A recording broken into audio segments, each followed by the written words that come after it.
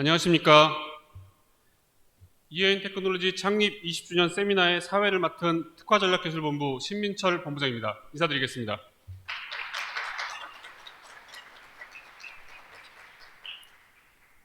오늘은 EAN 테크놀로지가 20살이 되는 성인이자 앞으로 30년, 40년을 시작하는 새로운 이정표가 되는 중요한 자리입니다. 바쁘신 와중에도 이 자리에 참석해 주신 임직원 및 내빈 여러분들께 감사의 말씀드립니다. 오늘 이 자리는 EAN의 20주년이 있기까지 많은 도움을 주신 여러분들과 감사를 표하며 앞으로 친환경 건축 및 EAN이 나갈 바를 이야기해 보기 위해 ESG 시대 탄소 중립 건축물 구현을 위한 녹색 건축 기술의 발전이라는 주제로 세미나 발표 및 전문가 패널 토의가 진행될 예정입니다. 다들 자리에 참석해 주시기 바랍니다. 자, 지금으로부터 EAN 테크놀로지 창립 20주년 기념 세미나를 시작하도록 하겠습니다.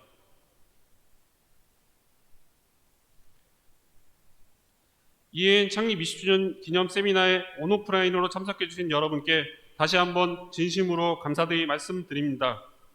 오늘은 ESG 탄소 중립 건축물 구현을 위한 녹색 건축 기술의 발전이라는 주제로 지속 가능한 건축 환경에 대해 참여해 주신 여러 전문가분들과 함께 논의의 시간이 되었으면 합니다.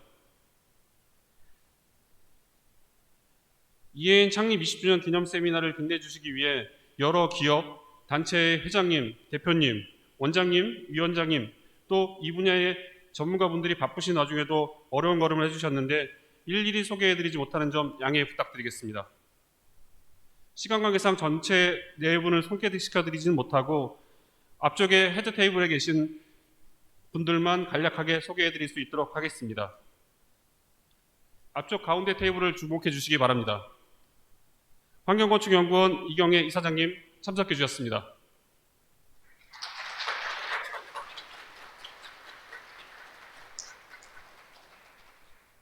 한국그린빌딩협의회 권영철 회장님 참석해 주셨습니다.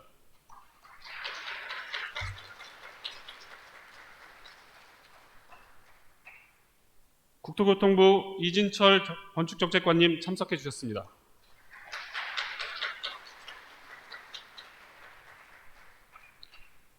한국건설기술연구원 이윤규 센터장님 참석해 주셨습니다.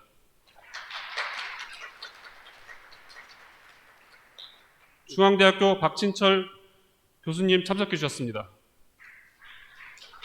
아직 자리에 못 오신 것 같습니다.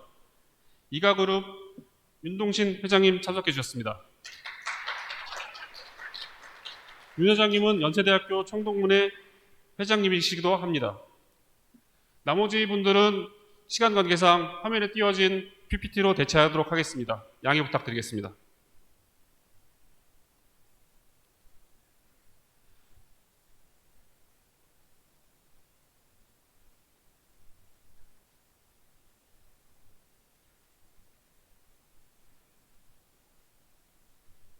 예, 김태현 교수님, 연세대학교 김태현 교수님 참석해 주셨습니다.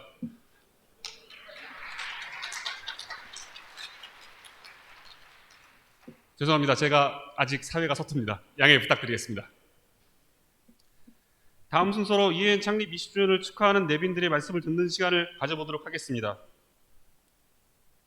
여러 내빈들을 대표해서 한국환경건축연구원 이경혜 이사장님, 국토부 이진철 정책관님, 한국그린빌딩협의회 권영철 회장님이 축하의 말씀을 해주실 예정입니다.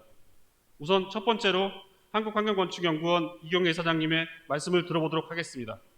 박수로 맞이해 주십시오.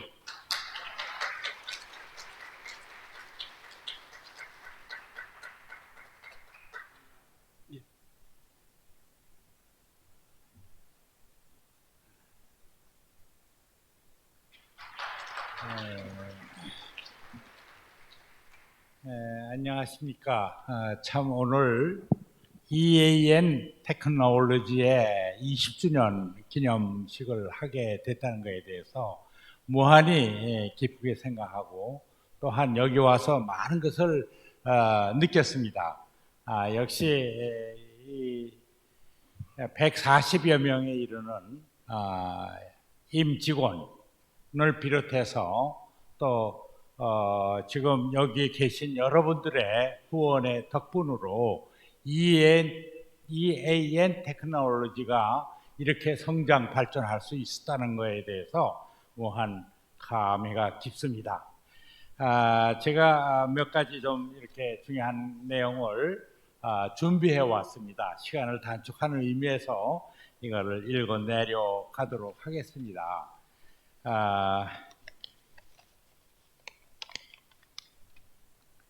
오늘 주식회사 EAN 테크놀로지 창립 20주년을 맞이하는 특별한 날입니다. 2003년 11월 이 사람이 평생 가르치며 연구해온 건축 환경 분야에서 신지웅 박사, 이용중 박사와 함께 EAN과 한국환경건축연구원을 창립하고 2004년 9월 정년 퇴임 후에 두 기관의 발전에 몰입해 왔습니다. 얼마 동안 함께 친환경 기술을 전파하며 연구 활동을 해오던 중 뜻하는 바가 있어서 본인은 환경건축연구원을 또 신지웅 박사는 EAN 테크놀로지를 맡아서 독립적으로 운영하게 되었습니다. 그 후 경영에 탁월한 재능을 지닌 신지웅 박사는 EAN 테크놀로지를 오늘날 국내 굴지의 중진 기업으로 육성하여 왔습니다. 이 회사가 건축 환경 분야에서 현재의 명성을 얻은 것은 신지웅 박사의 부단한 노력과 또 여러 임직원의 헌신적인 경영에 힘써왔기 때문이라고 생각됩니다. 다시 한번 EAN 테크놀로지에 괄목할 만한 성장 발전을 축하드리며 또 신지웅 박사의 경영 철학에 찬사를 보내는 바입니다. 가까이서 EAN과 신지웅 박사를 지켜보는 가운데 그한 몇 가지 느낀 점을 여기서 밝혀볼까 합니다. 첫째로 EAN 테크놀로지는 항상 신의를 최우선으로 하고 있습니다. 경영인에게 제일 중요한 덕목은 무엇보다도 신의라고 할 수 있습니다. 신의란 잘 아시다시피 믿음, 신뢰, 의리를 뜻한다고 생각합니다. 신 대표는 이를 모두 갖춘 분으로 절대로 어떤 어려운 일에 봉착하더라도 신의를 저버리지 않고 젊은 기업가로서 항상 입가에 미소를 잃지 않는 조용한 분입니다. 아마도 이것이 오늘의 EAN을 있게 한 원동력이 되었다고 생각합니다.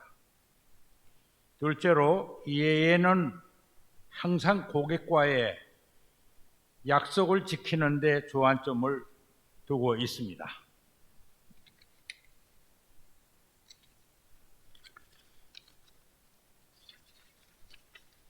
고객에게 지킬 수 없는 약속은 아예 하지 않으며 한 번 약속한 것은 성실히 이행해 왔습니다.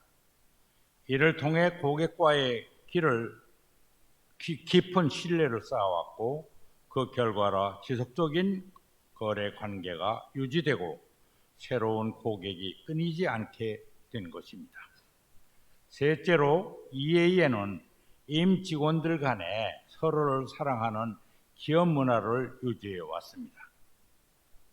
늘 직원들의 기쁨과 슬픔은 공유하며 축하와 위로를 해주니 전국에서 많은 입사 지원자들이 구름처럼 몰려왔고 지금은 상호 공감과 협력을 통해서 140여 명에 넘는 임직원들이 한마음이 되어 일하는 기업으로 성장 발전하게 되었습니다.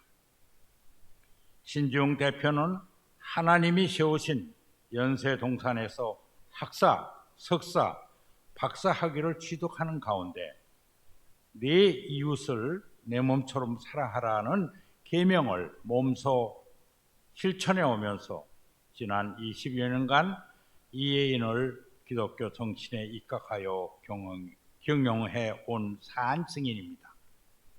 친애하는 내빈 및 이혜인 임직원 여러분, 이처럼 신의와 약속의 바탕 위에 고객의 성공을 진심으로 바라고 임직원에 대한 사랑을 최우선으로 여기며 성장해온 EAN 테크놀로지를 늘 기억하여 주시고 아울러 한결같은 마음으로 성원해 주시기를 간곡히 부탁드립니다. 그러함으로써 미래에도 EAN이 여러분들의 기대에 부응하여 지속적인 성장을 거듭해 나갈 수 있다고 굳게 믿습니다. 감사합니다.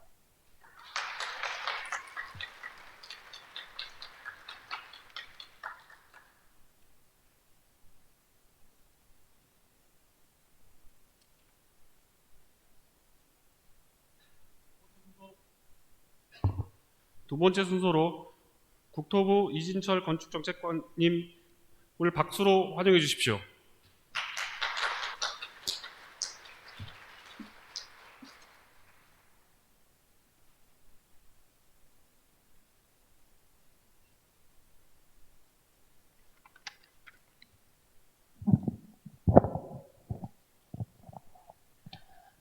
예, 여러분 안녕하십니까? 예, 전 방금 소개받은 국토부의 건축정책관 직무대행 이진철이라고 합니다.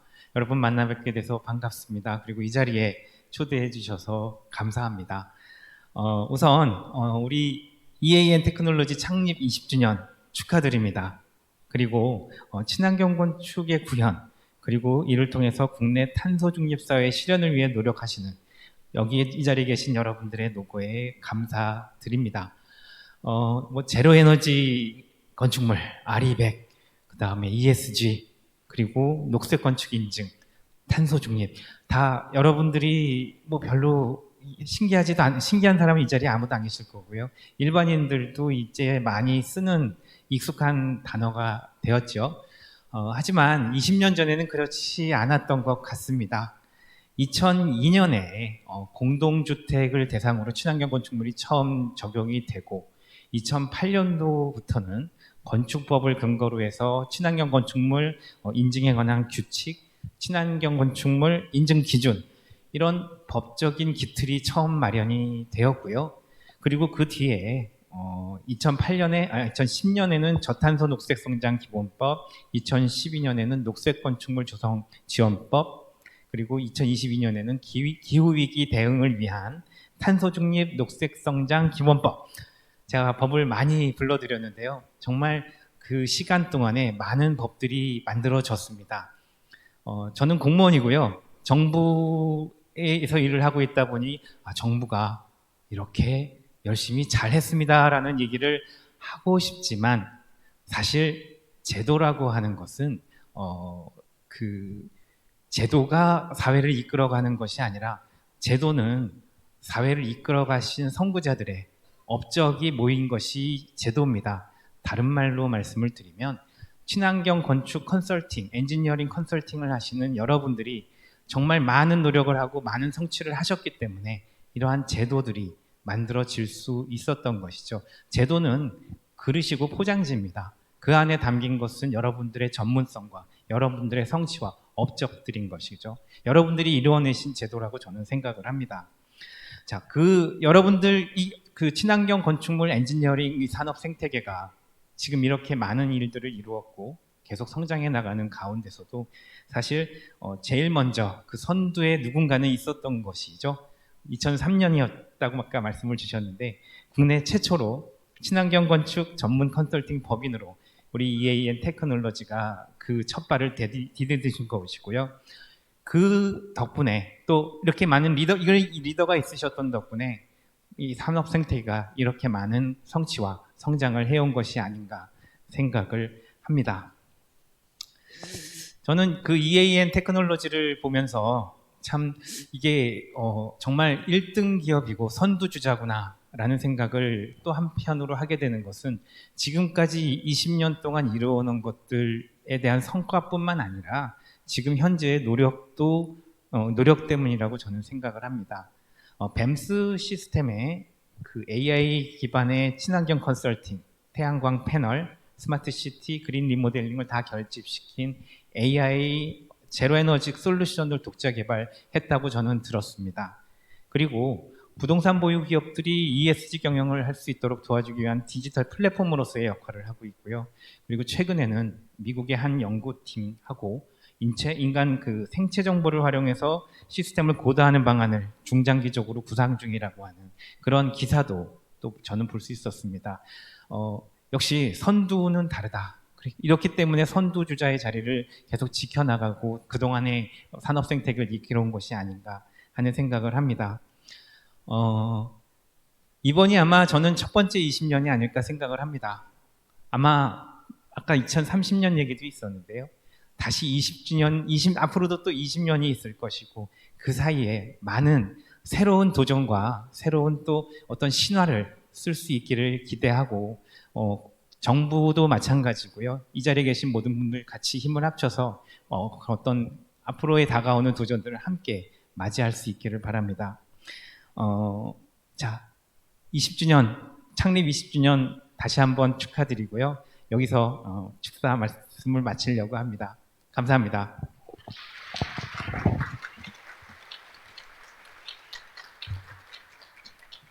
마지막으로 한국그린빌딩협의회 권영철 회장님의 환영해 주시기 바랍니다.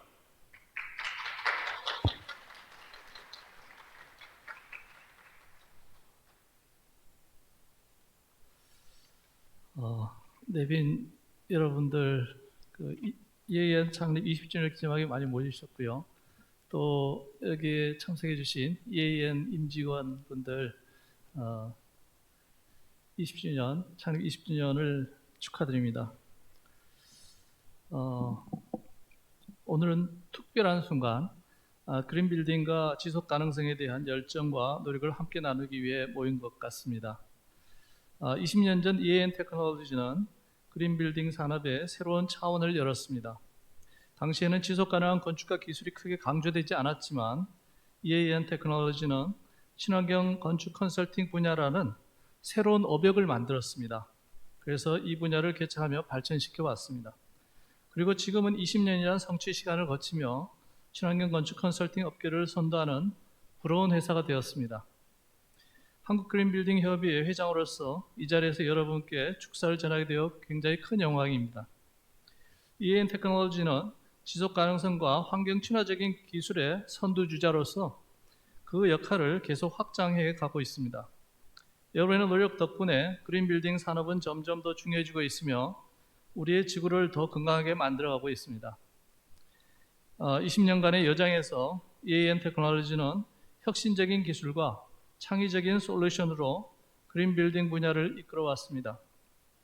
여러분은 지속 가능성을 추구하면서도 현실적이고 경제적으로 실현 가능한 방안을 찾아내었습니다. 이러한 노력은 그린빌딩 산업의 발전뿐만 아니라 우리의 사회 전반에 긍정적인 영향을 미치고 있습니다. 이 자리를 빌어 EAN 테크놀로지의 모든 구성원과 협력사, 고객, 그리고 지지자들께 감사의 인사를 드리고 싶습니다. 여러분의 헌신적인 노력과 열정 덕분에 EAN 테크놀로지는 20년이라는 성공적인 여정을 걷고 있습니다. 앞으로도 그린빌딩 산업과 지속 가능성에 대한 여러분의 노력이 더 큰 성공을 이끌어낼 것이라 믿습니다. 함께 더 많은 혁신을 이루고 더 나은 미래를 만들어 나아가시기 바랍니다. 끝으로 EAN 테크놀로지의 무궁한 발전과 더불어 참석하신 모든 분들께 항상 행운과 행복이 함께하길 기원합니다. 감사합니다.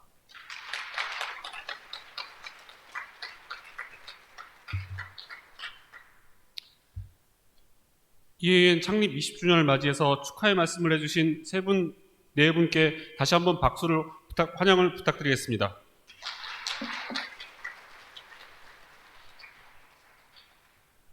다음으로 본 세미나의 메인 주제인 주제 발표가 있도록 하겠습니다. 이제 ESG 탄소 중립 건축물 구현을 위한 녹색 건축물 기술의 발전 세미나 메인 발표가 진행되도록 하겠습니다. 발표에는 EAN 테크놀로지 신지웅 대표, 친환경 엔지니어링 부문 김경록 전무, 에너지 솔루션 박성호 부문장이 수고해 주시겠습니다. 우선 첫 번째로 신지웅 대표님의 주제 발표가 있겠습니다.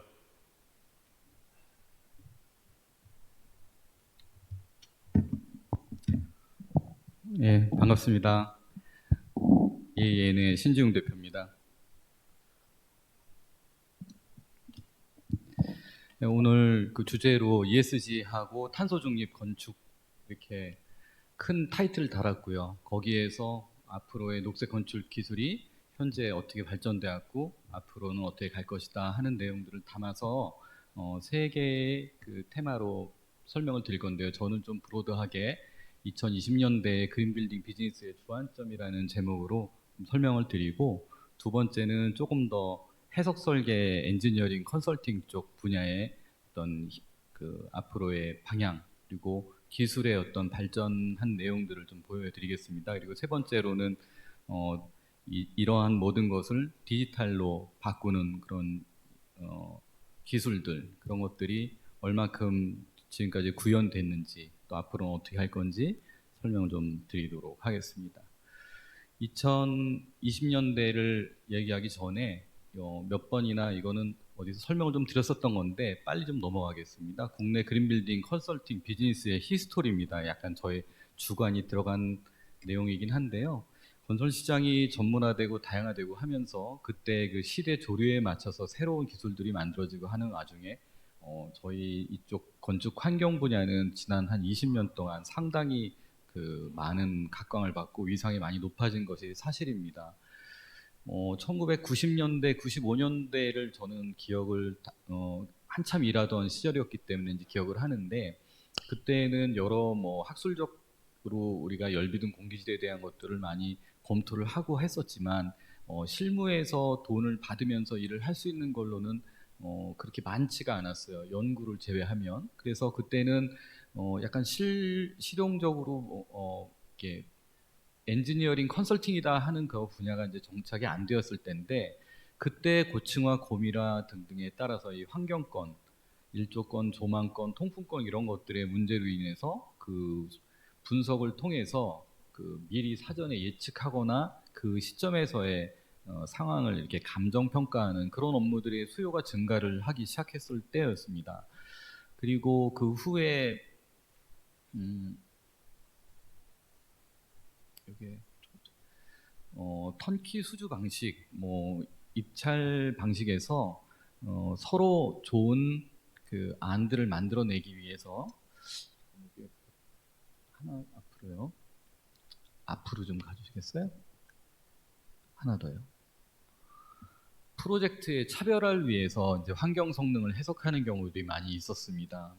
기류 해석을 하고 열환경적으로, 음환경적으로 우리가 괜찮다 하는 걸 보이기 위해서 하는 그런 업무들이 이제 필요해지면서 약간 친환경 엔지니어링 컨설팅, 기술 사업 이런 것들이 이제 꿈틀대기 시작한 때였습니다. 그래서 아까 말씀드린 것처럼 1999년도에 4월쯤에 저기 앉아 계시는 우리 박상원 대표님하고 그 위에 선배 박사님하고 99년도에 이러한 일을 수행하는 회사를 차렸었어요. AN텍 엔지니어링이라고. 그러고 나서 그 회사는 지금 이제 자취를 감췄지만 다시금 시행착오를 거치고 만들어진 이 회사가 2003년도에 만들어진 EAN 테크놀로지인데, 이때 또 때마침 친환경 건축물 인증 제도라든지 여러 그 수요들이 발생함으로써 일이 좀 폭발적으로 증가하는 시대를 맞이하게 됐습니다. 그리고 2005년, 10년을 넘어가는 사이에 지금 1세대 친환경 엔지니어링 컨설팅 회사들이 많이 이제 생겨나기 시작을 했습니다. 그리고 여러 이런 인증 제도들이 새로운 것들이 계속 만들어질 때마다 업역이 어떻게 보면 더 확장이 되고, 그게 이 하나하나의 내용이 또 내부적으로는 융복 합의되면서 새로운 응용 기술이 생겨나는 그런 느낌으로 굉장히 이 인증 제도만 가지고서도 많은 친환경 회사들이 일을 하고 있고요, 현재도. 그리고 이 기술이 점점 이제 농축되고 계속한 새로운 프로젝트를 맞이하면서 이제 경험들이 늘어나니까 실력들이 많이 늘었어요. 우리나라가 유럽이나 미국, 뭐 일본 기술에 비해서 이런 부분에서 분명히 갭이 있었는데 2010년대, 15년대 이쯤을 지나면서 상당히 그 격차가 이제 줄어드는 거를 느끼게 되었고, 그러면서 비즈니스 영역도 점점 이제 확대되는 시기를 된 거죠. 그리고 지금은 이제 지속 가능 패러다임이 완전히 바뀌었기 때문에 또 저탄소 정책도 강화가 되고 해서 업무들이 이제 더욱더 많아지고 범국가적인 녹색 건축 활성화 시대가 이제 된 것입니다.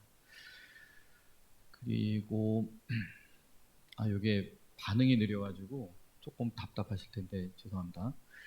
그래서 이제 오늘 사실 이제 제가 드리고 싶은 말씀은 지금부터 시작인데, 그린 빌딩이 앞으로 그러면 이 관련된 서비스가 어떤 것이 주안점이 될 것인가에 대해서 이제 생각을 뭐 하고, 저희들도 그런 쪽으로 이제 사업을 터닝을 하고 있는데, 여러 가지 이제 내용 중에서 첫 번째로는 결국 우리 궁극적으로 제로 카본 빌딩을 만들어야 되겠죠. 2050년까지 이미 디데이가 정해져 있는 셈이고, 넷제로 빌딩의 최적 구현을 위한 엔지니어링 컨설팅 서비스 또 솔루션들을 만드는 것들은 뭐 계속해서 되는데, 이미 이제 뭐 패시브나 액티브 기술로서 우리가 할 수 있는 것들은 많이 접근들을 하고 있는데, 이 탄소 상쇄를 통해서 결국은 뭐 제로 카본으로 가기 위해서는 이 부분이 현재 기술로는 필요할 거라고 생각이 되고, 여기에도 비즈니스의 내용들이 상당히 많이 담겨 있거든요. 그래서 탄소 상쇄 크레딧에 관련된 거라든지 전력 구매 뭐 이런 그린 수소 뭐 이런 부분들이 있어가지고 이런 내용들이 앞으로 주안점이 될 것이다 이렇게 생각을 하고요. 그리고 우리가 지금까지의 일들은 계획 단계에서의 일이 거의 85% 정도, 최소한 80%는 되거든요. 그만큼 계획 단계가 중요하고, 거기에서 잘 해놔야 그 후에 뭐 시공이나 운영 단계에서도 연동이 되는 것은 맞지만, 유지 관리 단계에서의 진짜 성능에 대한 부분들이 사실 지금까지에는 그렇게 소위 친환경 업계에서 이렇게 접근하기에는 좀 적은 영역이었는데, 뭐 예컨대 이 커미셔닝이나 뭐 레트로 커미셔닝, 컨티뉴어스한 그런 커미셔닝들을 통해서 건물의 성능을, 또 잠재된 어떤 성능을 최대한 늘림으로써 건물의 사용 수명을 더 확장시킴으로써 탄소 저감을, 탄소 중립을 하는 그런 건축이 이루어질 텐데, 그렇게 하기 위해서는 이제 이 실물에 대한 유지 관리 단계에서의 시설 관리 분야와 녹색 건축 기술 컨설팅 분야가 본격적으로 이렇게 접목이 확대될 거다 이렇게 예상이 되는 것입니다. 그래서 M&B라든지 커미셔닝에 그 주요한 또 비즈니스가 많이 있을 것 같다 이렇게 생각이 되고, 그다음에 이 탄소와 관련해서도 지금 우리가 운영 중 탄소에 대한 내용 위주로 에너지 시뮬레이션도 하고 건축물의 설계도 이루어지고 하잖아요. 근데 거기에서 지금 많이 요즘 회자되고 있는 거가 이제 내재 탄소죠. 인바디드 카본에 대한 이야기가 뭐 이미 뭐 다 뭐 중요도에서도 알고, 뭐 그것이 어떤 거를 의미하는지, EPD 제품은 어떻고 하면서 이제 다 우리가 알고는 있지만, 앞으로 이 내재 탄소에 대한 부분, 이거를 어떻게 더 저감할 거냐에 대한 방법론이라든지 또 거기에 관련된 기술 컨설팅이 점점 더 늘어날 수밖에 없다 이렇게 생각을 하고 있습니다. 여기 건산연에서 만들어진 자료에 보면은 그냥 그래프에서 보이듯이 우리가 이제 운영 중 탄소를 많이 줄여서 그 발을 낮추기는 했지만, 내재 탄소를 줄이지 않으면 전체적인 볼륨으로 봤을 때는 그 차이가 크지 않게 되죠. 그래서 내재 탄소를 결국은 줄여야만 탄소 중립을 위해서 그 최소한으로의 어떤 탄소 배출이 가능하게 되고, 그래서 여기에 우선 뭐 예를 들면 시공 쪽에서는 공법을 잘 선택한다든지, 뭐 시멘트나 철강제 같이 임팩트가 큰 제품들의 탄소 배출이 적게 만들어진 제품들을 뭐 사용하거나 여러 탈탄소화 기법들을 이용해서 우리가 내재 탄소를 줄이는 그러한 일들을 생각해 볼 수가 있는데, 거기에 이제 우리 그린 빌딩 비즈니스의 하나의 어떤 주안점이 있을 거다 이렇게 생각을 하는 것입니다. 다음. 그리고 요건 생애 주기에 대응하는, 그러니까 아까 운영 유지 관리와 같은 개념으로 생애 주기에 대응하는 그런 시스템들이 또 더 많아질 것이고요. 다음. 그다음에 이제 부동산 보유 기업의 ESG 평가, 우리 대부분 이제 앞으로 중견기업도 ESG 평가를 의무적으로 하게 된다면은 대부분 부동산 보유 기업이죠. 부동산 보유를 했다라는 거는 ESG 경영을 할 때 그 부동산 자산 자체의 ESG 성과 지표를 정량화해서 보여야 되는 내용이 있는데, 그러한 내용을 어떻게 정확하게 손을 많이 거치지 않고 정량화를 할 거냐 하는 그 리포팅 서비스에 대한 부분, 저희도 생각을 많이 해서 지금 앞에 보이는 그림은 이제 저희가 개발한 툴입니다. 그래서 앞으로 이런 일들도 많이 중요도가 높아질 거다. 그리고 빅모델을 활용해서 녹색 건설 기술의 이제 디지털 서비스가 점점 더 많아질 거는 틀림이 없는데, 거기에 더해서 이제 오늘 말씀드린 이제 디지털 트윈과 관련된 그런 일들, 그런 빔 플랫폼은 앞으로 더 우리 건축 쪽, 이 AEC 분야, 건축과 엔지니어링과 이 컨스트럭션 분야에서 지금 아직 그렇게 많이 진보돼 있지 않은 그 디지털화에 대해서 플랫폼으로서 가장 그래도 견인차 역할을 하지 않겠나 이렇게 생각이 됩니다. 그리고 이거는 이미 10년 전에 그려놓은 그 다이어그램, 그냥 저 도표예요. 10년 전에도 이미 빔 플랫폼을 활용해서 실시간으로 환경 분석도 하고 탄소 배출량도 계산하고 하는 거를 다 구상도 하고, 우리도 도입이 늦지는 않았는데 활성화가 너무 다른 국가에 비해서 지금 늦어져 있잖아요. 이게 폭발적으로 갑자기 이렇게 확 활성화가 될 수 있을 거라고 생각을 합니다. 그 근거들도 있고요. 그리고 향후에는 이 디지털 빔 플랫폼을 넘어서, 그러니까 빔 플랫폼을 버린다는 의미가 아니고, 지금 이제 여러 분야에서의 디지털 트윈이 만들어지고 있는데, 건물 분야에서도 많이 적용되고, 이 디지털 트윈이라는 거는 새로운 나의 어떤 실물 세계가 있고 이제 가상 세계를 만들어내는 거잖아요. 그래서 지금 거의 실시간으로 모든 것을 우리가 하는 이 폰 하나만 가지고도 하는 시대에 있는데, 그거에 비하면 이제 건물의 어떤 그 건물 부분은 상당히 이제 좀 여태까지 취약했잖아요. 그래서 지금 향후에는 이제 예를 들면 홍수가 나면 이 도시가 어떻게 될 것인가에 대한 모델링을, 디지털 트윈을 만들어 놓고 대응 방안이라든지 피해 정도를 예측을 할 수 있는 거를 이렇게 구축을 하듯이, 건물 단위의 디지털 트윈도 많이 만들어져서 2050년 정도가 되면은 거의 디지털 트윈으로 만들어진 에코시스템이 또 만들어질 거다 이렇게 얘기를 하고, 특정 회사입니다만은 오토데스크 같은 경우는 이제 빔 플랫폼을 이용해서 트윈을 만들어는 그런 내용들을 많이 이제 발표들을 하고 있어요. 그리고 이 또 CPS라고 해서 사이버 피지컬 시스템이라는 거 있죠. 이거는 약간은 학술적으로 사용하는 용어로는 이제 CPS라는 말도 쓰고, CPS가 곧 디지털 트윈하고 100% 똑같은 거는 아닌데, 같은 개념에서 이제 가상의 물리적 세계를 만들어내는 그 내용인데, 이게 이제 사람 요즘 이제 휴먼 센트릭 웰빌딩 이슈가 있은지도 이것도 한 10여 년이 이제 지나가고 있는데, 이 휴먼 센트릭의, 그러니까 사람의 이 집중되어 있는 휴먼 센트릭 사이버 그 피지컬 시스템을 만들어서, 예를 들면 이 사람하고 아주 스마트하게 인터랙티브 하면서, 우리가 지금은 현재는 위치 정보를 가르쳐 주고 있지만, 향후에는 우리의 생체 정보를 이미 오픈해서 그걸 통해서 건물을 컨트롤하는 시대가 올 거라고 생각을 하거든요. 물론 보안이 매우 중요하겠죠. 나의 생체 정보니까.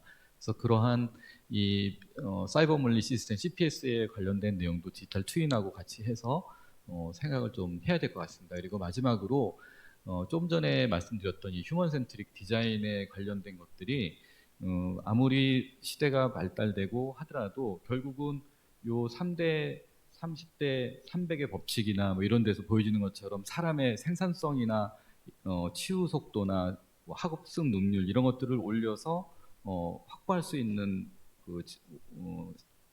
프로덕티버티, 비용, 어떻게 보면은 비용상의 이득 같은 것들이 에너지를 세이빙해서 하는 것보다 훨씬 더 크다라는 것이 이제 알려져 있고, 그러한 의미에서 휴먼 센트릭 디자인과 관련된 기술이 단지 유니버설 디자인의 레벨이 아니고 훨씬 더 심화된 아까 말씀드렸던 그런 생체 신호 같은 것들을 받아들여서 환경을 아주 섬세하게 컨트롤하고 퍼스널 인바이러먼탈 모듈 같은 개념이 다시금 부활해서 만들어지지 않겠나 하고 생각을 하고 있습니다.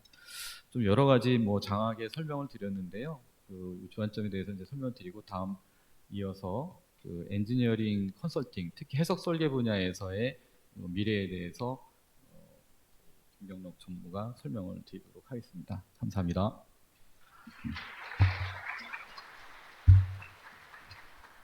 예, 두 번째로 김경록 본부장님의 주제 발표가 있겠습니다.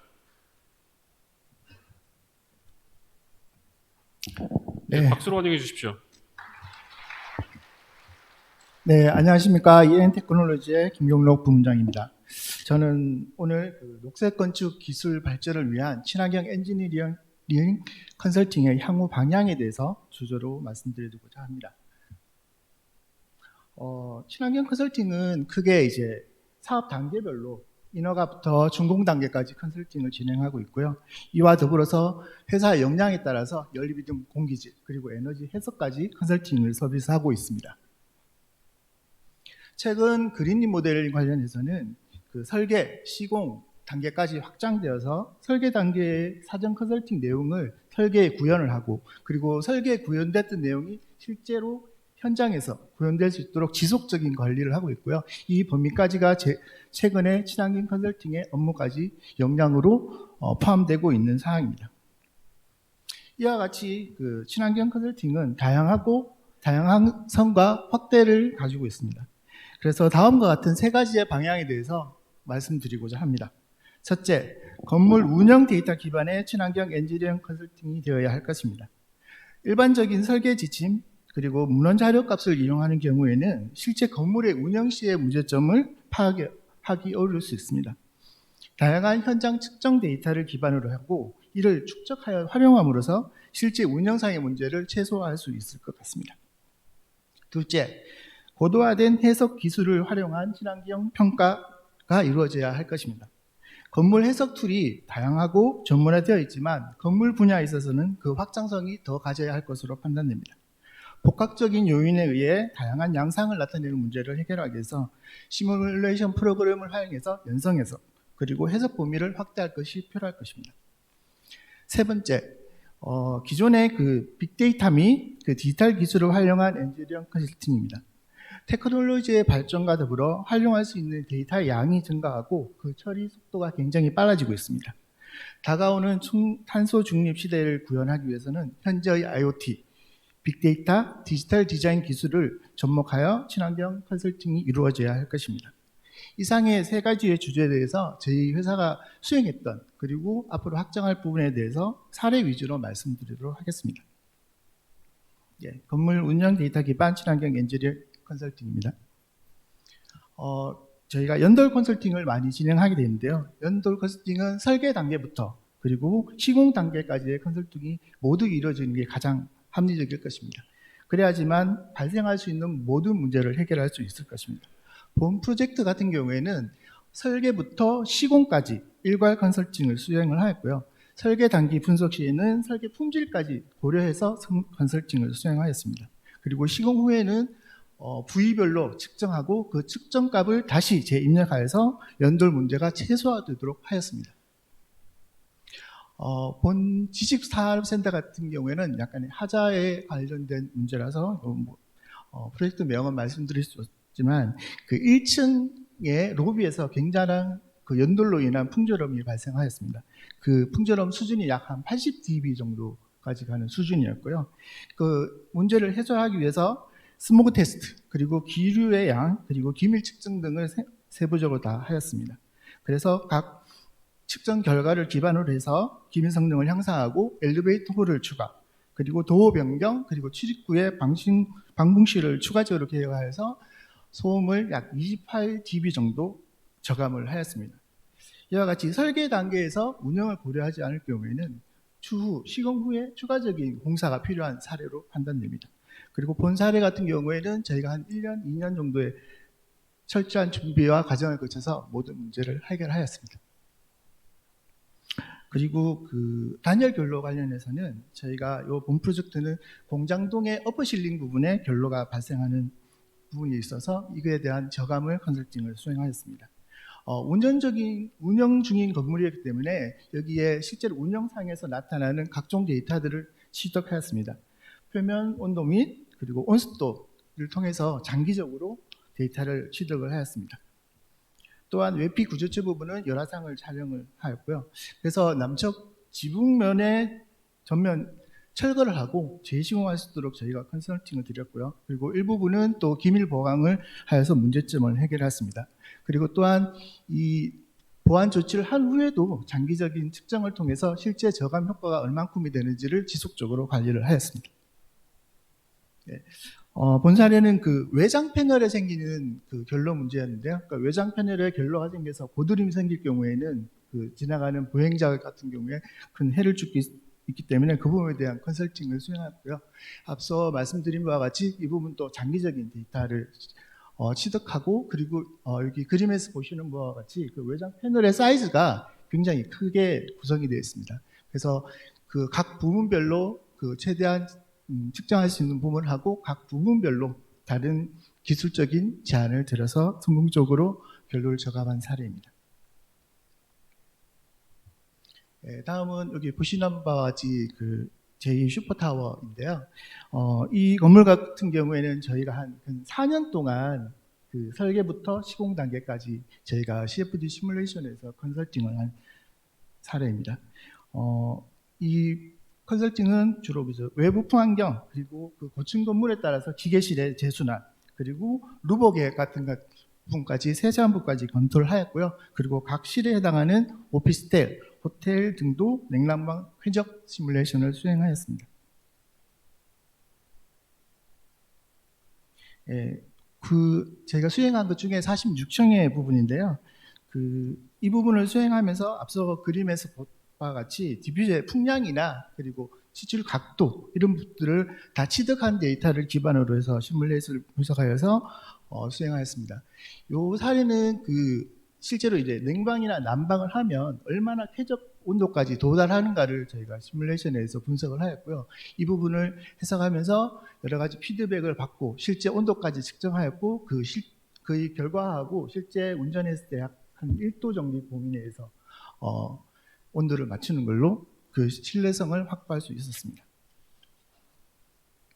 네. 그 다음에 고도화된 해석 기술을 활용한 건축물의 환경 성능 평가 내용입니다. 이거는 그 청라 시티 타워인데 청라 시티 타워는 계속 이제 지속적으로 이렇게 계획은 계속되고 있는 단계고요. 1차 계획 단계에서 저희가 그 아이스 스노우 이펙터를 해서 실제로 건물에서 적설이 생겼을 때 하부에 어떤 영향을 주는지 그리고 그 적설량에 따라 가지고 어느 부위에는 얼마만큼의 그 보완 대책을 가져야 되는지를 시뮬레이션을 수행을 하였습니다. 이 부분을 해석할 때는 앞서 여기서 오른쪽에 표에서 보시는 바와 같이 여러 가지 일사해석 그리고 적설 해석까지 다 포함하여서 제안을 드렸습니다. 저희가 수행하면서 실제로는 그 외피의 모든 부분들이 다 이렇게 비정형으로 되어 있고 해서 각 부분별로 다 조각을 내서 분석을 했고요. 그 결과로 인해서 그 열선 구간 그리고 그 위치나 공사 비용을 포함해서 모든 제안을 드려서 문제를 해결하였습니다. 그리고 네이버 각 세종인데요. 이 부분은 그 데이터 센터의 특성상 냉각탑 운영이 굉장히 거의 24시간 그리고 그 모든 절기에 운전을 하게 됩니다. 그로 인한 문제점을 해소하기 위해서 각 부분별로 그리고 그 냉각탑의 특성에 따라서 모든 분석을 수행을 하였습니다. 실제로 이 분석을 통해서 그 냉각탑의 극배기 그리고 급기 배기의 개구율을 조정하여서 제안을 드렸고요. 실제 공기 유동을 모사하여서 제안을 드리고 실제로 운전할 수 있도록 제안을 드렸습니다.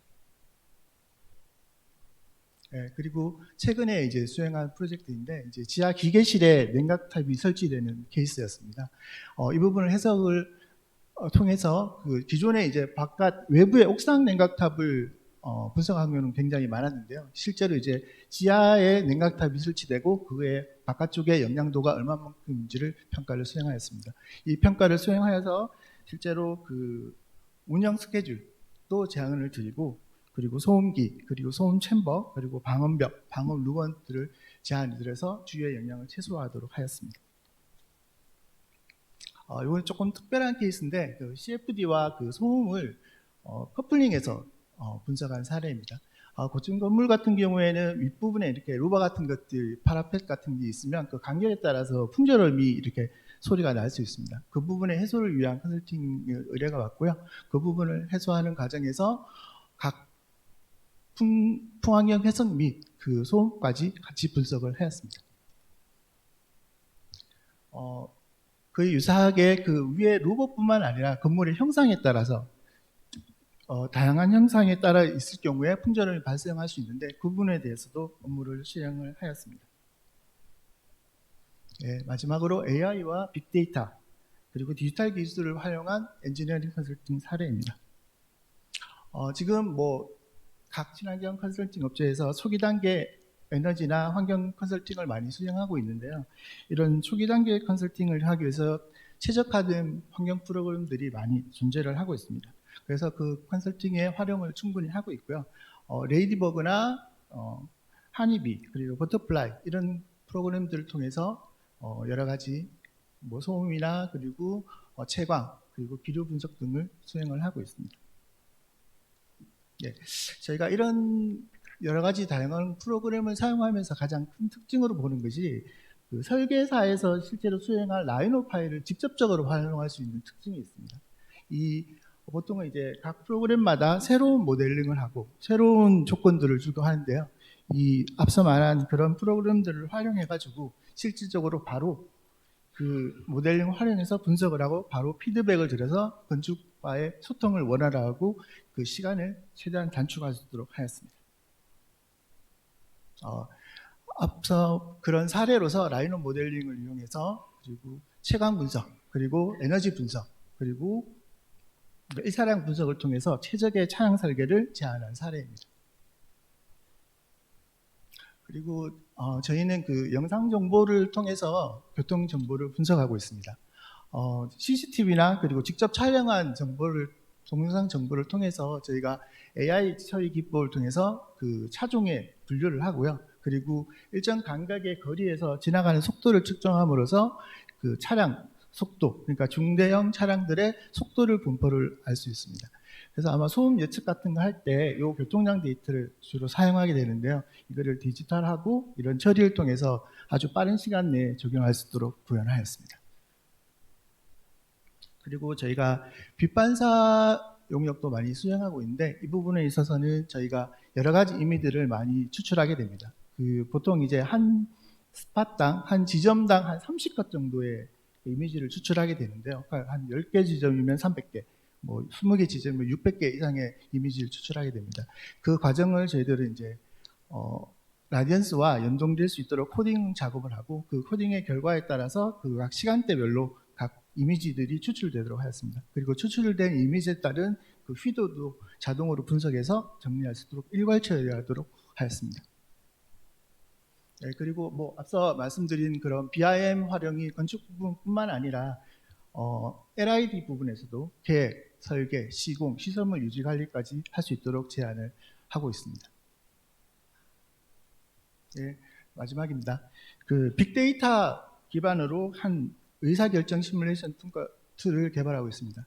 지금 여러 가지 빅데이터들이 존재하고 있는데요. 이런 것들의 빅데이터를 함으로써 표준 건물, 그리고 대표 건물들의 산출을 가장 합리적으로 할 수 있고 그걸 기반으로 해서 실제 에너지 시뮬레이션을 통한 그 통계적 기법을 활용할 수 있습니다. 그리고 이것이 단순히 하나의 정례화된 하나의 표로 정리되는 것이나 실제로 평가 툴을 활용해서 이 평가 툴 자체도 진보할 수 있도록 계속 개발을 하고 있습니다.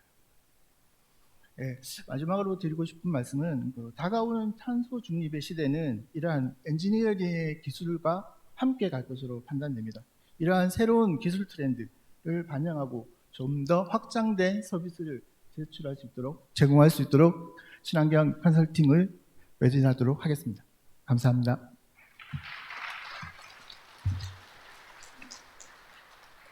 네, 마지막으로 박성훈 부부장님의 주제 발표가 있겠습니다. 박성훈 부부장님을 박수로 환영해 주십시오.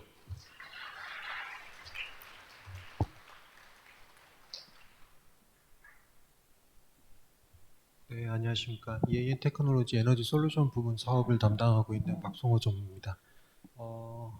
저희가 하고 있는 거는 앞단에서 저희 대표님이나 김경록 부원장이 설명해 주신 거에 서비스화를 하는 작업들을 계속 하고 있습니다. 저희는 기존에 B2B 시장에서 B2B2C 시장으로 넘어가려고 하고 있고요. 그 과정에서 저희는 제로에너지 빌딩에 좀 초점을 맞추고 있습니다. 제로에너지 빌딩에서 저희는 하단에 보시면 컨설팅, 사업관리, 그리고 BIPV 솔루션, BEMS 솔루션, 탄소관리 솔루션, 그 다음에 공간관리, 그 다음에 제로에너지 파이낸스, 그 다음에 VPP, PPA까지의 B2B2C에 집중해서 사업을 전개하고 있습니다. 저희가 조금 설명드릴 거는 기존에 앞에 설명해드린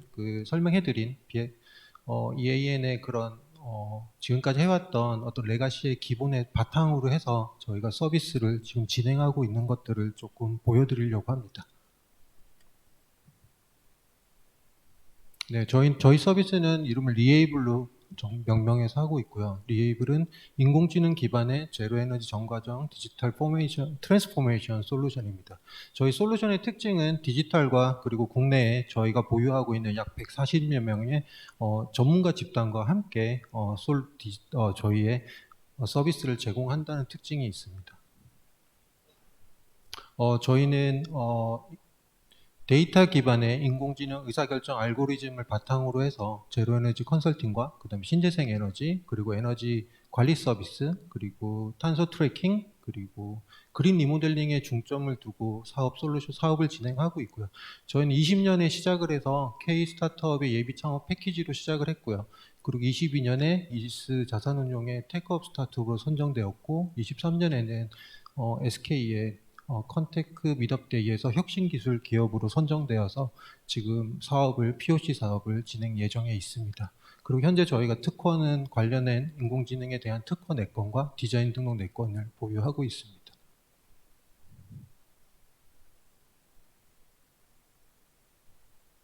네, 앞에 설명드려서 넘어가겠습니다. 현재 저희 에너지 솔루션 부문에는 에너지 솔루션 1본부, 2본부, 에코디자인 본부, 그리고 글로벌 비즈니스 본부, 그리고 EAN 디지털 랩이 속해 있고요. 이 모든 것들이 앞에 말씀드린 것처럼 EAN 디지털 랩에서 이런 디지털 서비스에 대한 것들을 생성해내고, 그리고 다른 또 본부들과 연합해서 하이브리드한 서비스를 제공을 하고 있습니다. 좀 디지털 랩에서의 특징은 저희 자체적으로 IT 개발팀을 보유하고 있고요. 그리고 에너지 도메인에 대한 국내 석박사 기획팀이 따로 보유가 돼 있고, 조금 다른 데랑 차이점은 저희는 또 데이터 사이언스 팀을 별도로 또 운영을 하고 있습니다. 그래서 어떤 그 운영 단계에서 고객 가구의 마일스톤을 계속 좀 유지할 수 있는 분석을 통해서 계속 그 서비스들을 업데이트하는 데 좀 중점을 두고 있습니다. 지금 현재 국내외 협력사들은 이렇게 보유를 하고 있고요. 그리고 특히 왼쪽 아래 싱가포르의 현지 파트너사와는 내년 1월쯤에 싱가포르에 제품에 대한 저희 글로벌 런칭을 시도하려고 하고 있습니다.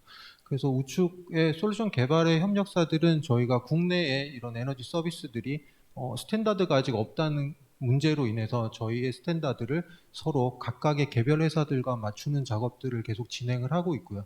그 과정에서 저희는 에너지뿐만 아니라 수질, 그리고 실내 제실자에 대한 피플 카운팅, 그리고 삼성물산하고 지금 진행하고 있는 디지털 트윈에서의 에너지 솔루션 등등을 저희가 진행을 하고 있습니다.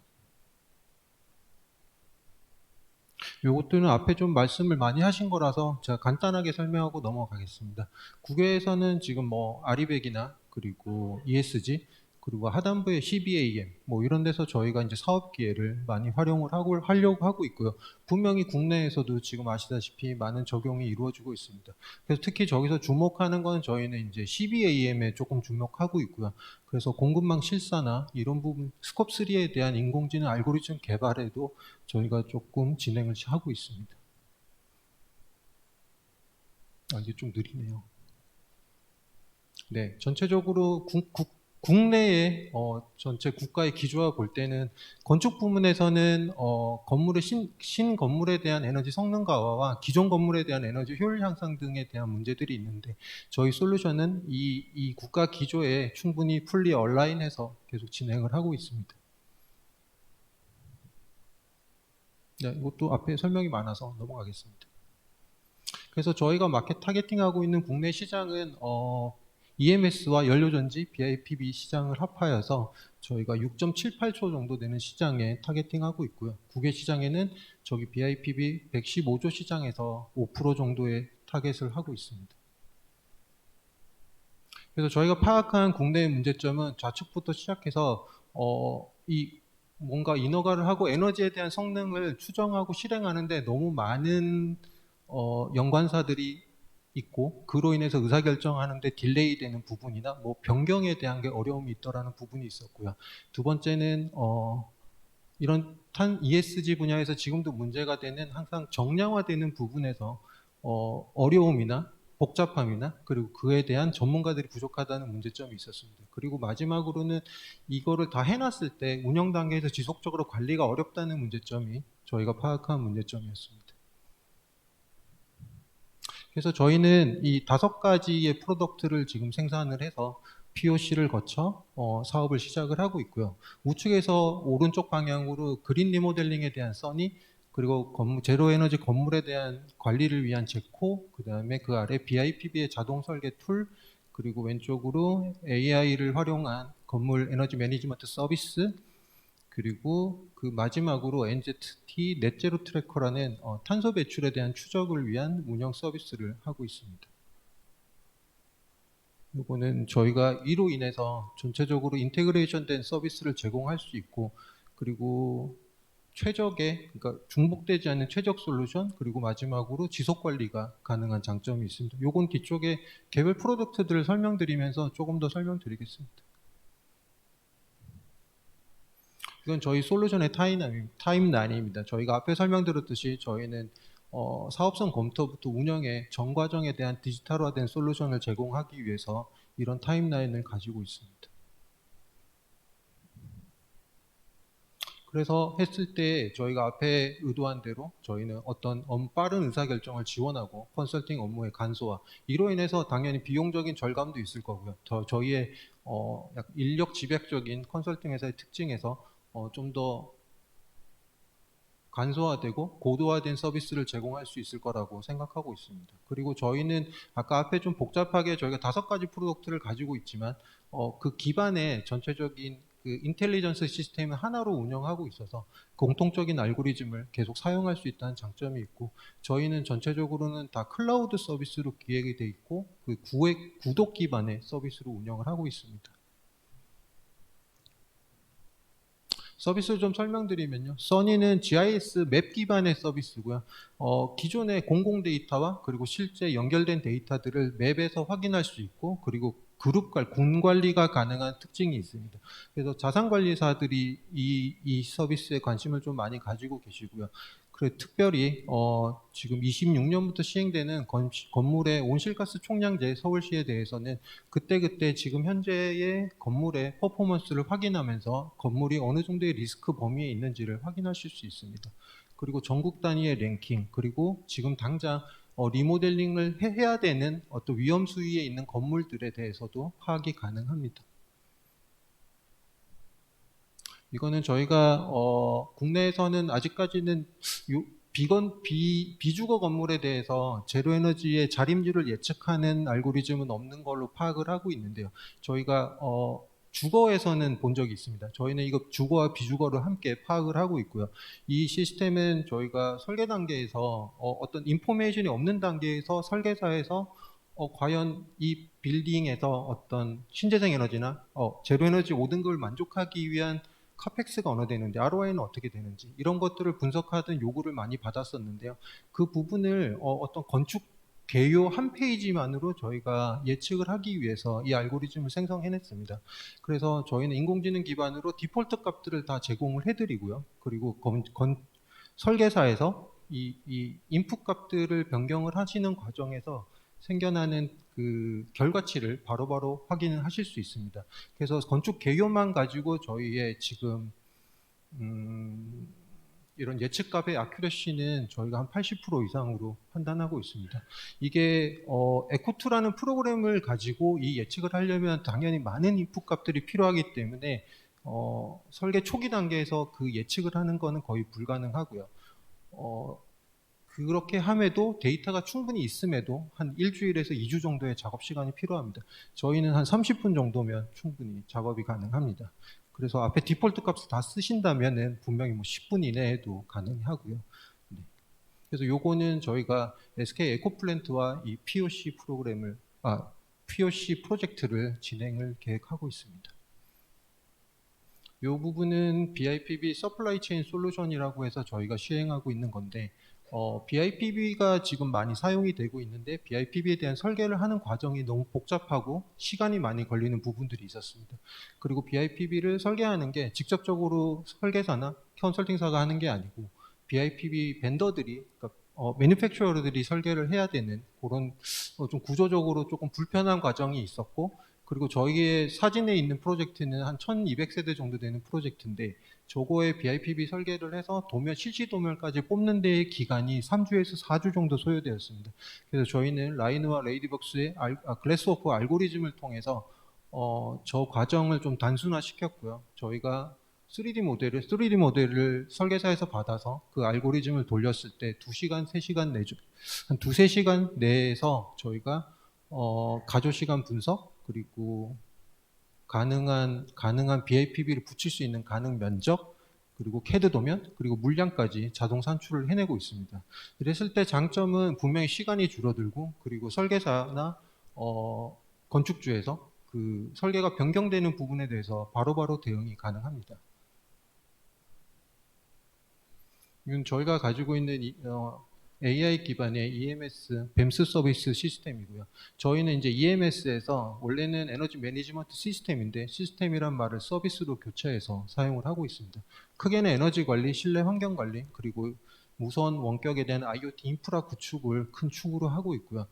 저희의 EMS의 특징은 보통은 기본적인 일반적인 EMS들은 BEMS 시스템들은 어떤 대시보드 형태의 데이터를 계속해서 볼 수 있는, 보기 쉽게 만드는 형태로 되어 있다면 저희는 그 데이터들을 한 번 더 분석해서 무엇을 해야 될지를 알려주는 시스템으로 되어 있습니다. 그래서 저희는 모바일 버전 같은 경우는 지금 왼쪽에 보시는 것처럼 아예 그 그래프가 있는 게 아니고 무언가를 해야 되는 행동에 대한 제한형 시스템을 가지고 있습니다.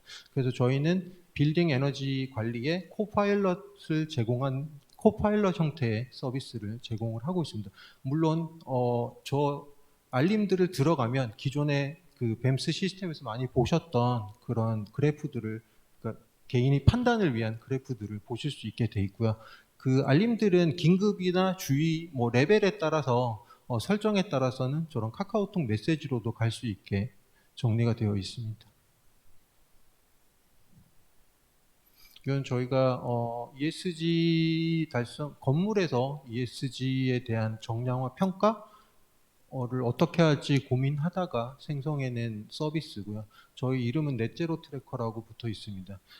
이 서비스는 건물에서 발생되는 탄소량을 자동으로 계량해서 리포팅할 수 있게 해드리고요. 그 과정에서 데이터 베리피케이션이나 또는 리드 인증, 그래스비 인증들을 각각의 기관들과 다이렉트로 연결해서 인증들을 해결할 수 있도록 하고 있습니다. 지금 현재는 저희가 프리베타 서비스를 마스톤 자산운용과 같이 진행하고 있습니다. 아까 앞에도 말씀드렸듯이 저희의 서비스의 특징은 디지털과 오프라인의 전문가들이 같이 하는 하이브리드한 형태라고 말씀드렸고요. 이 부분은 이 기존의 넷제로 트래커 안에 들어있는 그 데이터, 가공된 데이터들을 바탕으로 해서 이런 오프라인 서비스를 같이 제공해드리고 있습니다.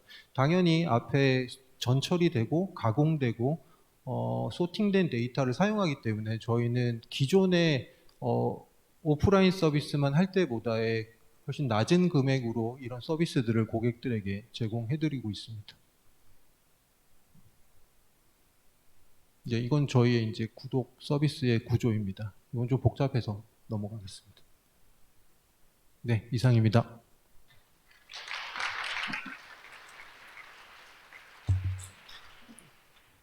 예, 좋은 내용을 발표해 주신 발표자 세 분께 다시 한번 감사의 박수 부탁드리겠습니다. 다음 순서로 전문가 패널 토의를 진행하도록 하겠습니다. 전문가 패널 토의를 위해 무대를 준비하는 동안 간략하게 전문가 패널 토의의 내용에 대해 설명드릴 수 있도록 하겠습니다. 그 전문가 패널 토의는 ESG 생애주기 관점에서 탄소 중립 사회로의 전환을 위한 친환경 건축의 미래라는 주제로 전문가분들의 패널 토의가 진행될 예정입니다. 전문가 패널 토의에는 학계를 대표해서 연세대학교 김태형 교수님, 성균관대 송도삼 교수님, 한양대학교 태성원 교수님이 참석해 주셨습니다. 한국건설환경 정대희 연구위원님, 포스코 ANC 서영주 그룹장님, 그리고 주제 발표를 참여해 주신 EN 테크놀로지 신지웅 대표님, 김경록 부문장님, 박성호 부장님도 함께 참여해 주시도록 하겠습니다. 해당되시는 전문 패널가님은 잠시 앞쪽으로 나와주시기 바랍니다.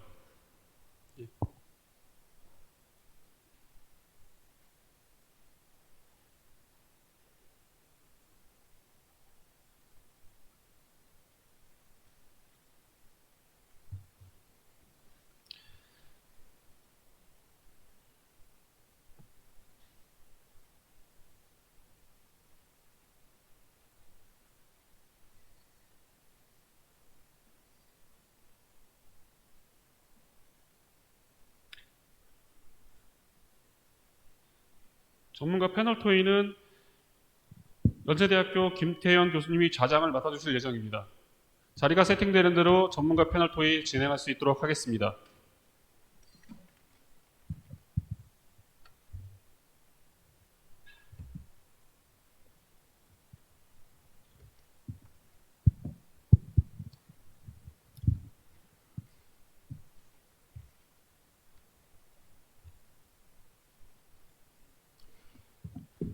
자, 이제 마이크를 전문가 패널 토의 좌장님 맡아주신 연세대학교 김태현 교수님께 넘겨드리겠습니다. 박수로 환영해 주십시오. 네, 안녕하십니까. 연세대학교 건축공학과 김태현입니다.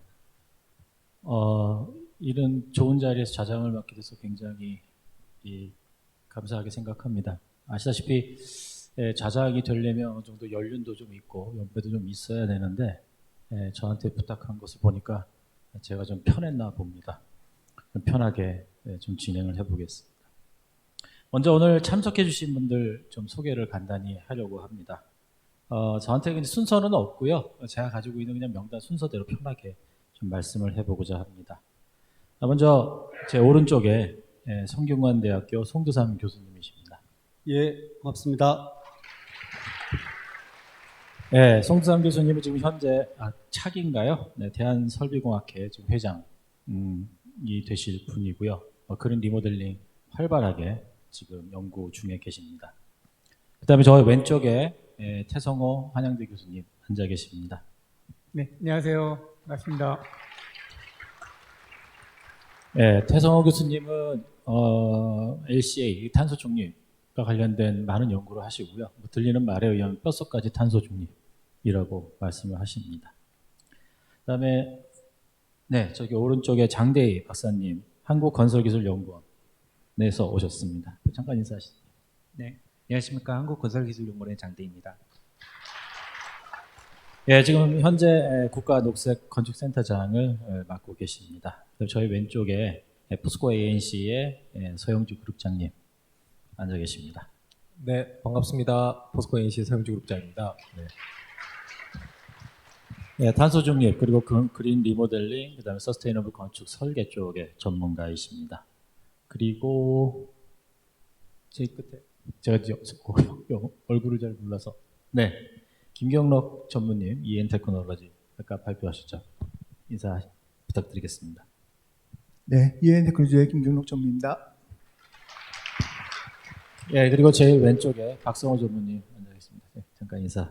네, 안녕하십니까. EN 테크놀로지 박성호 전무입니다. 예, 오늘 주제 발표가 있었고요. 주로 이제 탄소 중립, 그 다음에 앞으로 우리가 어떤 일을 해야 될지, 또 EN 테크놀로지가 앞으로 발전하기 위해서는 어떤 전략을 가지고 있는지에 대한 부분들을 전반적으로 들었습니다.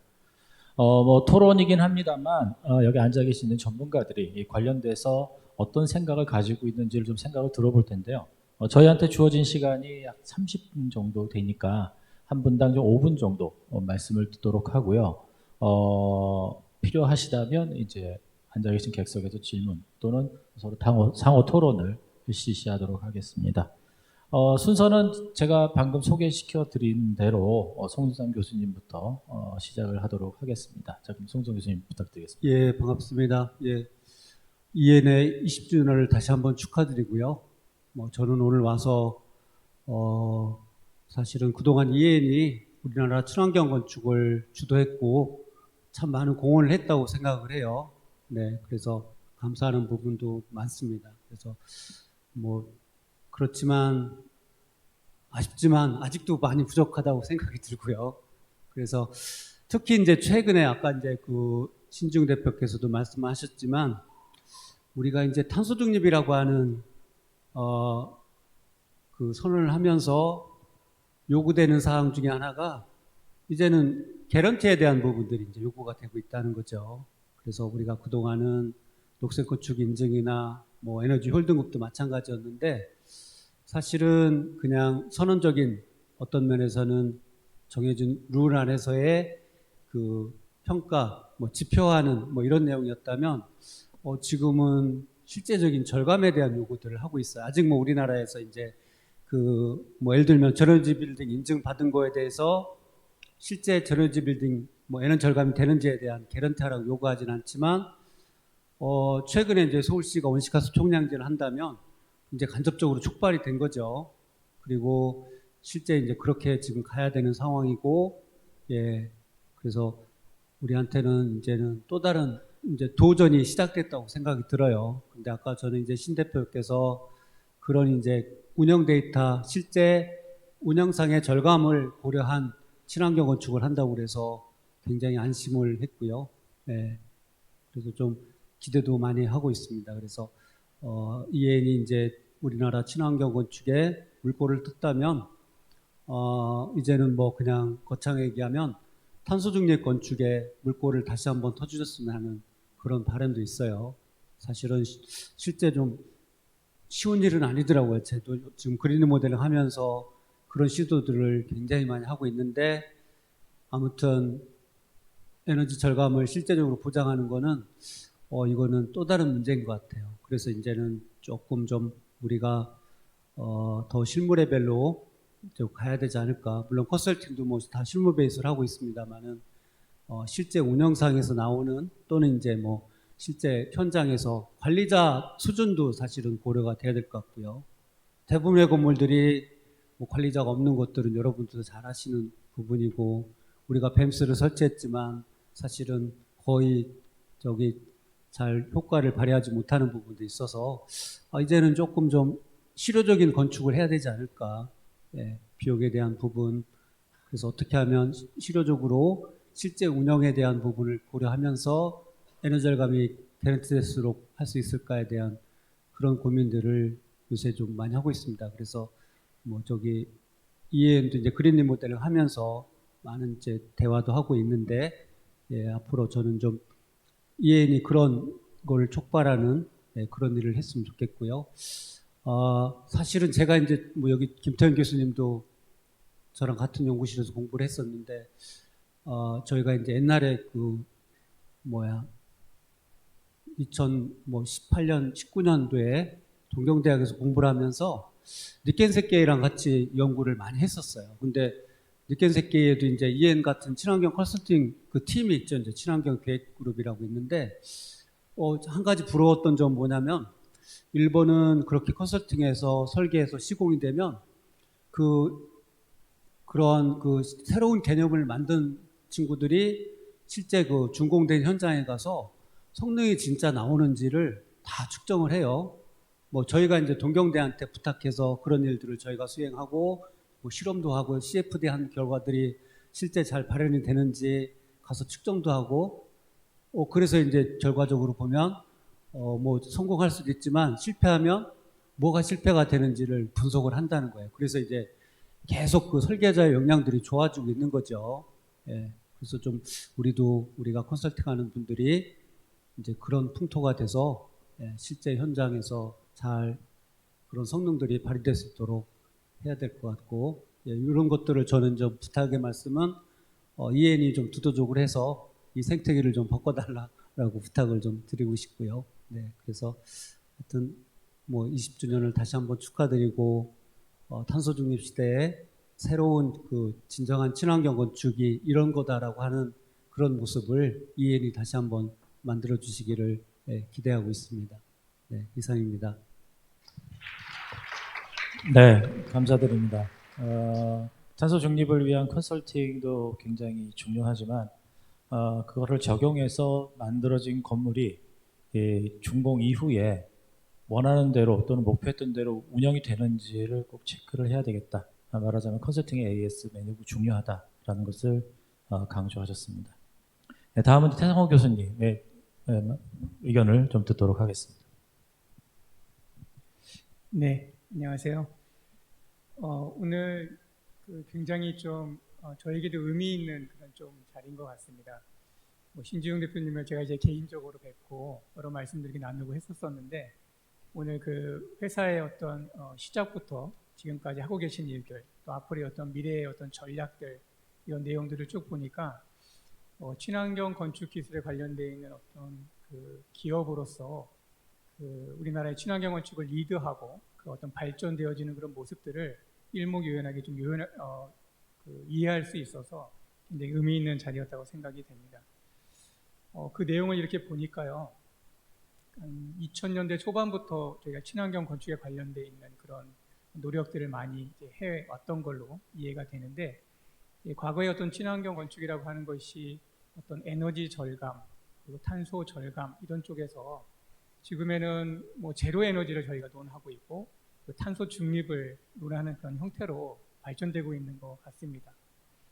아시는 것처럼 최근에는 또 이제 거기에 ESG라고 하는 굉장히 중요한 키워드가 접목이 되면서 탄소 중립과 ESG를 우리가 어떻게 건설 분야에 접목하고 그것을 새로운 어떤 사업 모델이나 또 어떤 연구의 한 분야로 자리매김해 나갈까라고 하는 것이 굉장히 학계도 그렇고 산업계에도 굉장히 중요한 이슈다라고 하는 것들을 다시 한번 생각하게 되었습니다. 오늘 발표해 주신 내용 중에 저는 그 리에이블인가요? 이 부분을 굉장히 좀 인상 깊게 들었는데요. 굉장히 체계적이고 이게 구체적인 어떤 다양한 어떤 패키지 형태의 툴을 기반으로 한 앞으로의 어떤 좀 그 새로운 어떤 사업 아이템으로 굉장히 중요한 어떤 역할들을 해 나가시지 않을까 하는 그런 생각이 들었고요. 저는 개인적으로 이제 건축물의 탄소 배출량을 좀 평가하고 이제 예측하는 그런 관련된 일을 하다 보니까 지금 말씀해 주신 것처럼 과거의 어떤 운영 과정의 에너지 중심에서 내재 탄소 배출량이 포함된 전생의 관점에서의 그런 탄소 배출량을 예측하고 평가하는 그런 체제로 나아가면 좋겠다 하는 그런 생각이 들고, 또 그런 내용도 신지웅 대표님의 발표 내용에 있어서 굉장히 EAN이 그런 분야에 있어서도 선도적으로 역할을 해주시지 않을까 하는 그런 생각을 하고 있습니다. 무엇보다 그런 평가를 위해서는 데이터베이스에 대한 구축도 필요하고 평가 체계에 대한 고민들도 많이 되어야 될 텐데, EAN이 과거 20년 동안 하셨던 다양한 프로젝트 그런 것들을 기반으로 하신다면 굉장히 훌륭한 형태의 어떤 프로그램 또는 어떤 평가 체계를 제안하시고 그 분야를 또 산업적인 부분에서 잘 리드해 나가실 수 있지 않을까 하는 그런 생각을 좀 해봤습니다. 그런 의미에서 오늘 오늘을 기점으로 해서 계획하고 하시는 그런 일들이 굉장히 좀 체계적으로 잘 만들어 나가시고 우리 산업 그런 발전에, 건설 산업 발전에 기여할 수 있는 그런 자리가 되었으면 하고 생각을 했습니다. 예, 이상입니다. 네, 감사드립니다. ESG나 아니면 탄소 중립이 이 건축 분야에서 얼마나 중요한지에 대한 강조를 하셨습니다. 또 오늘 발표했던 내용 중에 리에이블이 앞으로의 사업에 있어서 굉장히 중요한 역할을 할 것 같다. 또 내재 에너지를 포함한 전생의 주기의 탄소 배출권을 고려를 해야 되는데 이 부분이 매우 잘 구축되어 있는 것 같다. 그 다음에 과거 20년 동안 진행된 여러 가지 프로젝트들이 데이터베이스화돼서 앞으로의 경영에 활용하면 좋은 효과가 있을 것 같다라고 하는 전반적인 말씀을 하셨습니다. 다음으로는 장대희 박사님 부탁드리겠습니다. 네, 건설기술연구원의 장대희입니다. 원래 이렇게 조명 위에서 때리는 자리를 별로 안 좋아하는데 머리가 별로 없어갖고 신 대표님께서 또 부탁 말씀 주셔서 이런 자리에 나오게 됐고요. 우선 그 EAN 테크놀로지의 20주년을 축하한다는 말씀을 먼저 마이크를 잡은 김에 말씀을 드리고, 그 축하하는 만큼 저도 작년에 20년 근속을 받았었는데요. 그때는 종이 쪼가리 한 장 주더라고요. 그런데 오늘 많은 분들이 또 축하를 받으면서 공로패도 받으시고 하시는 모습들에 좋은 모습을 본 것 같아서 참 좋았고, 2000년대 초반이 어찌 보면은 많은 훌륭한 사람들이 많이 태어나고 열심히 일하시는 분들이 자리 잡을 수 있었던 초기 시기가 아니었나 생각합니다. 말씀을 준비를 하면서 한 3가지 정도를 생각을 했다가 5분만 말씀하라고 그랬어서 급하게 두 번째 안건은 뺐고요. 2가지만 말씀을 드리자면, 첫 번째는 녹색 쪽 건축 기술의 방향이 무엇일까를 고민을 했을 때는 기본적으로 사용자 또는 수요자의 인식 변화를 유도를 할 수 있는 부분이 가장 먼저 되어야 되지 않겠는가라는 생각을 정말 많이 합니다. 실질적으로 그러니까 건축 부분에 있어서는 쉽게 생각한다면 결국은 돈이 되는 건축물을 요구를 하는 수요자가 있게 될 거고요. 그게 결국은 기술의 적용이라든지 아니면은 투자라든지 그런 것들을 유도를 할 수 있는 촉발제가 될 수 있을 것이라고 봅니다. 그러기 위해서라도 녹색 건축 기술들이 우수하게 잘 정리되어 있고, 그런 부분들이 우수 사례를 창출을 하고, 그게 또 이제 홍보가 되고 저변이 확대됨으로 인해서 결국은 자연스러운 녹색 기술의 발전과 녹색 건축의 저변 확대가 이루어질 수 있는 체계가 되지 않을까라는 부분으로 생각을 하게 되고요. 또 요즘 최근 저희 녹색 건축 인증 부분에서 그러니까 주택금융공사와 이제 MOU 비슷한 것을 체결을 해서 인증을 받은 건축물에 대한 이자 지원 사업들을 좀 확대를 하고 있습니다. 어찌 보면 민간 차원에서의 인센티브라고 할 수 있는데요. 그런 부분들이 제로에너지 인증과도 마찬가지겠지만 녹색 쪽에서는 저희는 굉장히 의미 있는 부분들이라고 생각을 하고 있고, 에너지에 좀 더 집중되어 있었던 녹색 기술의 한계가 좀 더 넓은 측면에서의 전 분야 쪽으로 확대될 수 있는 기회가 되지 않았을까라는 생각을 하고 있습니다. 두 번째는 결국은 아까 국토부 과장님께서 말씀하셨지만 기술의 완성이 제도로 이루어지는 부분들이 결국은 인증제도라고 생각을 합니다.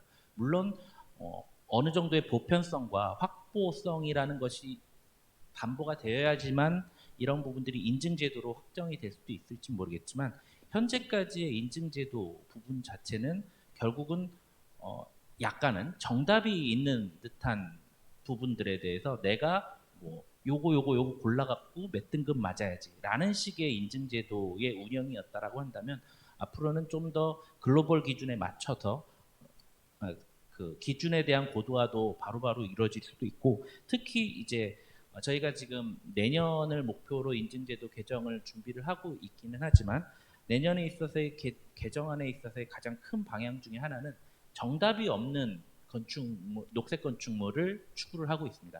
결국은 실질적으로 요렇게만 하면 그냥 몇 등급 받아라는 식의 건축물이 아니라, 내가 특화될 수 있고 내가 추구하고자 하는 방향을 세웠다라고 한다면 그 부분이 얼마든지 녹색 건축물로 인정받을 수 있고 제도권에서도 인정을 받을 수 있는 체계로 갈 수 있는 부분들이 이제 개정안의 주 책임 부분이고요. 그 중에서 말씀하셨던 LCA 부분의 강조라든지 또 그 혁신 기술, 아까 AEM에서 많은 부분들을 이야기를 해주셨지만, 그 혁신 기술들이 인증 제도 내에서 인증되지는 않지만 실질적으로 이런 혁신 기술들을 제도권 안으로 흡수할 수 있는 창구들을 열어주는 측면에 이제 개정의 방향들이 충분히 있다라고 보고 있고요. 그런 부분들을 준비하는 과정에서 많은 분들이 관심 가져주시기 바랍니다. 여기까지 말씀드리고요. 컨설팅이라고 하는 부분들이 참 어떻게 보면 컨설팅이 그 위치가 굉장히 애매한 부분이기는 합니다. 우리나라에 있어서는 결국은 건축사라고 하는 사람들이 통합적인 계획을 해야 되고 거기에 이제 지원을 하는 역할처럼 보일 수 있을지 모르겠지만, 제가 그냥 바라는 컨설팅의 방향은 결국은 건축사의 영역까지의 통합까지도 한번 고민을 해보아야 되지 않을까라는 생각을 하고 있고요. 그것이 결국은 건축사들의 역량까지도 같이 올라가게 할 수 있는 부분이 되지 않을까라는 마지막 말씀드리면서 말씀 마치도록 하겠습니다. 감사합니다. 네, 감사드립니다. 중요한 키워드를 말씀하셨는데 사용자와 수요자 중심으로 한 컨설팅, 그 다음에 녹색 건축 인증과 관련된 여러 가지 인센티브 제도에 대한 것도 소개를 해주셨습니다. 또한 그 녹색 인증에서 지금까지는 너무 정답을 찾는 인증이었으나 이제부터는 정답이 없는 녹색 인증, 아무래도 이제 성능, 퍼포먼스 위주의 녹색 인증이 되지 않을까라는 말씀도 하셨고요.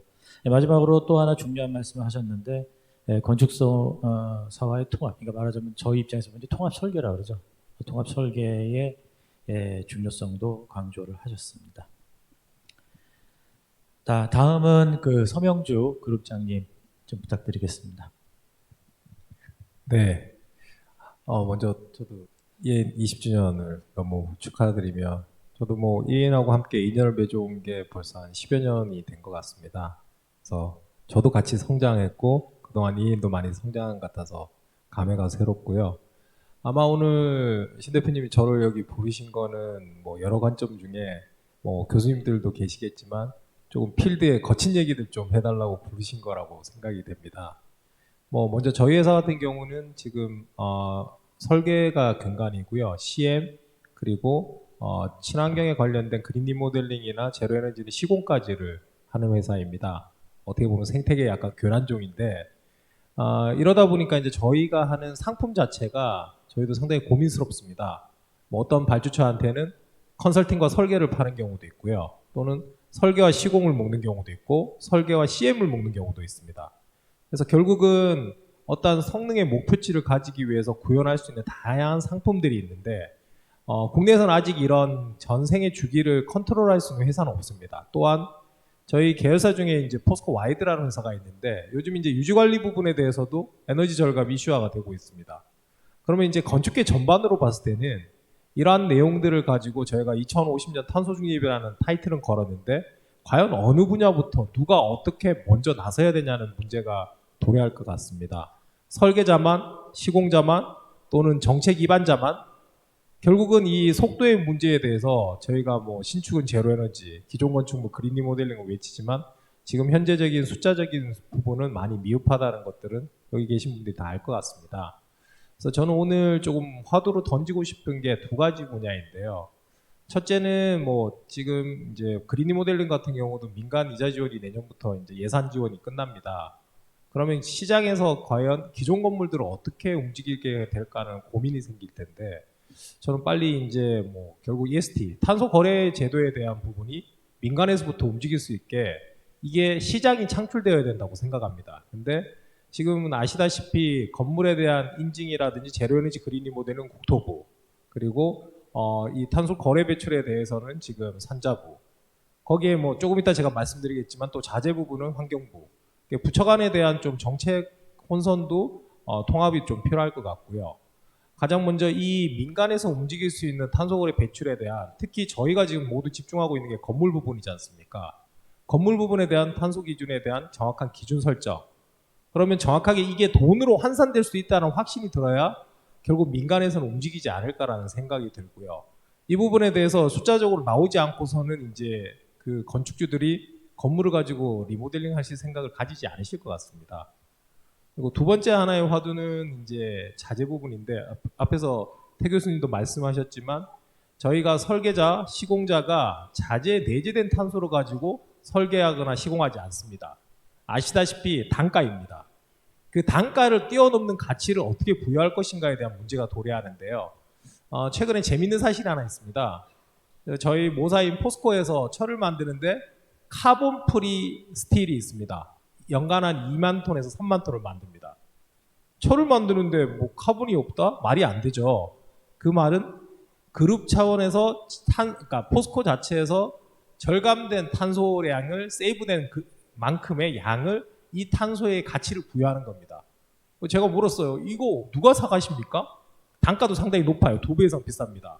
근데 글로벌 기업들은 내재된 탄소에 대한 기준을 충족시키기 위해서 이런 자재부터 고급 그러니까 더 많은 돈을 주더라도 그 스틸을 사가는 것이죠. 결국은 저희가 건축 전반의 산업이 움직이려고 하면 이런 내재된 탄소에 대한 기준이 원칙이 정해지고 그리고 자재업체들도 거기에 투자를 해야 될 것이고 그거에 대한 정확한 숫자가 측정이 돼야지만 이 건축 전반의 산업계가 탄소 중립으로 가기 위한 노력들을 하지 않을까 싶습니다.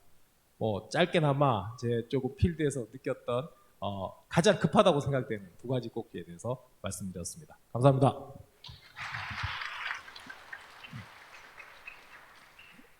예, 아마 현업에서 일하면서 탄소 중립과 관련된 여러 가지 경험들, 그다음에 그거에 관련된 이제 애로점들, 그다음에 앞으로 된 제안들을 해주셨습니다. 다음으로는 EAN 테크놀로지의 김경록 전무님 부탁드리겠습니다. 네, 오늘 이렇게 자리해 주시고 이렇게 축하 말씀 많이 해주셔서 감사드립니다.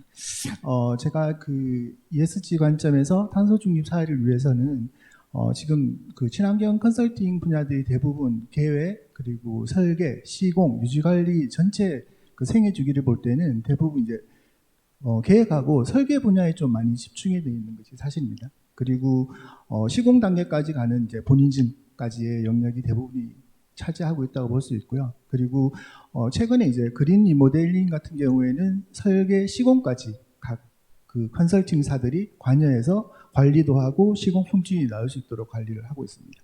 근데 이제 그 좀 더 큰 관점에서 보면 그 시공까지의 문제가 아니라 실제 운영에서 그 절감이 어느 정도까지 나오는지를 판단하는 게 굉장히 중요할 것 같습니다.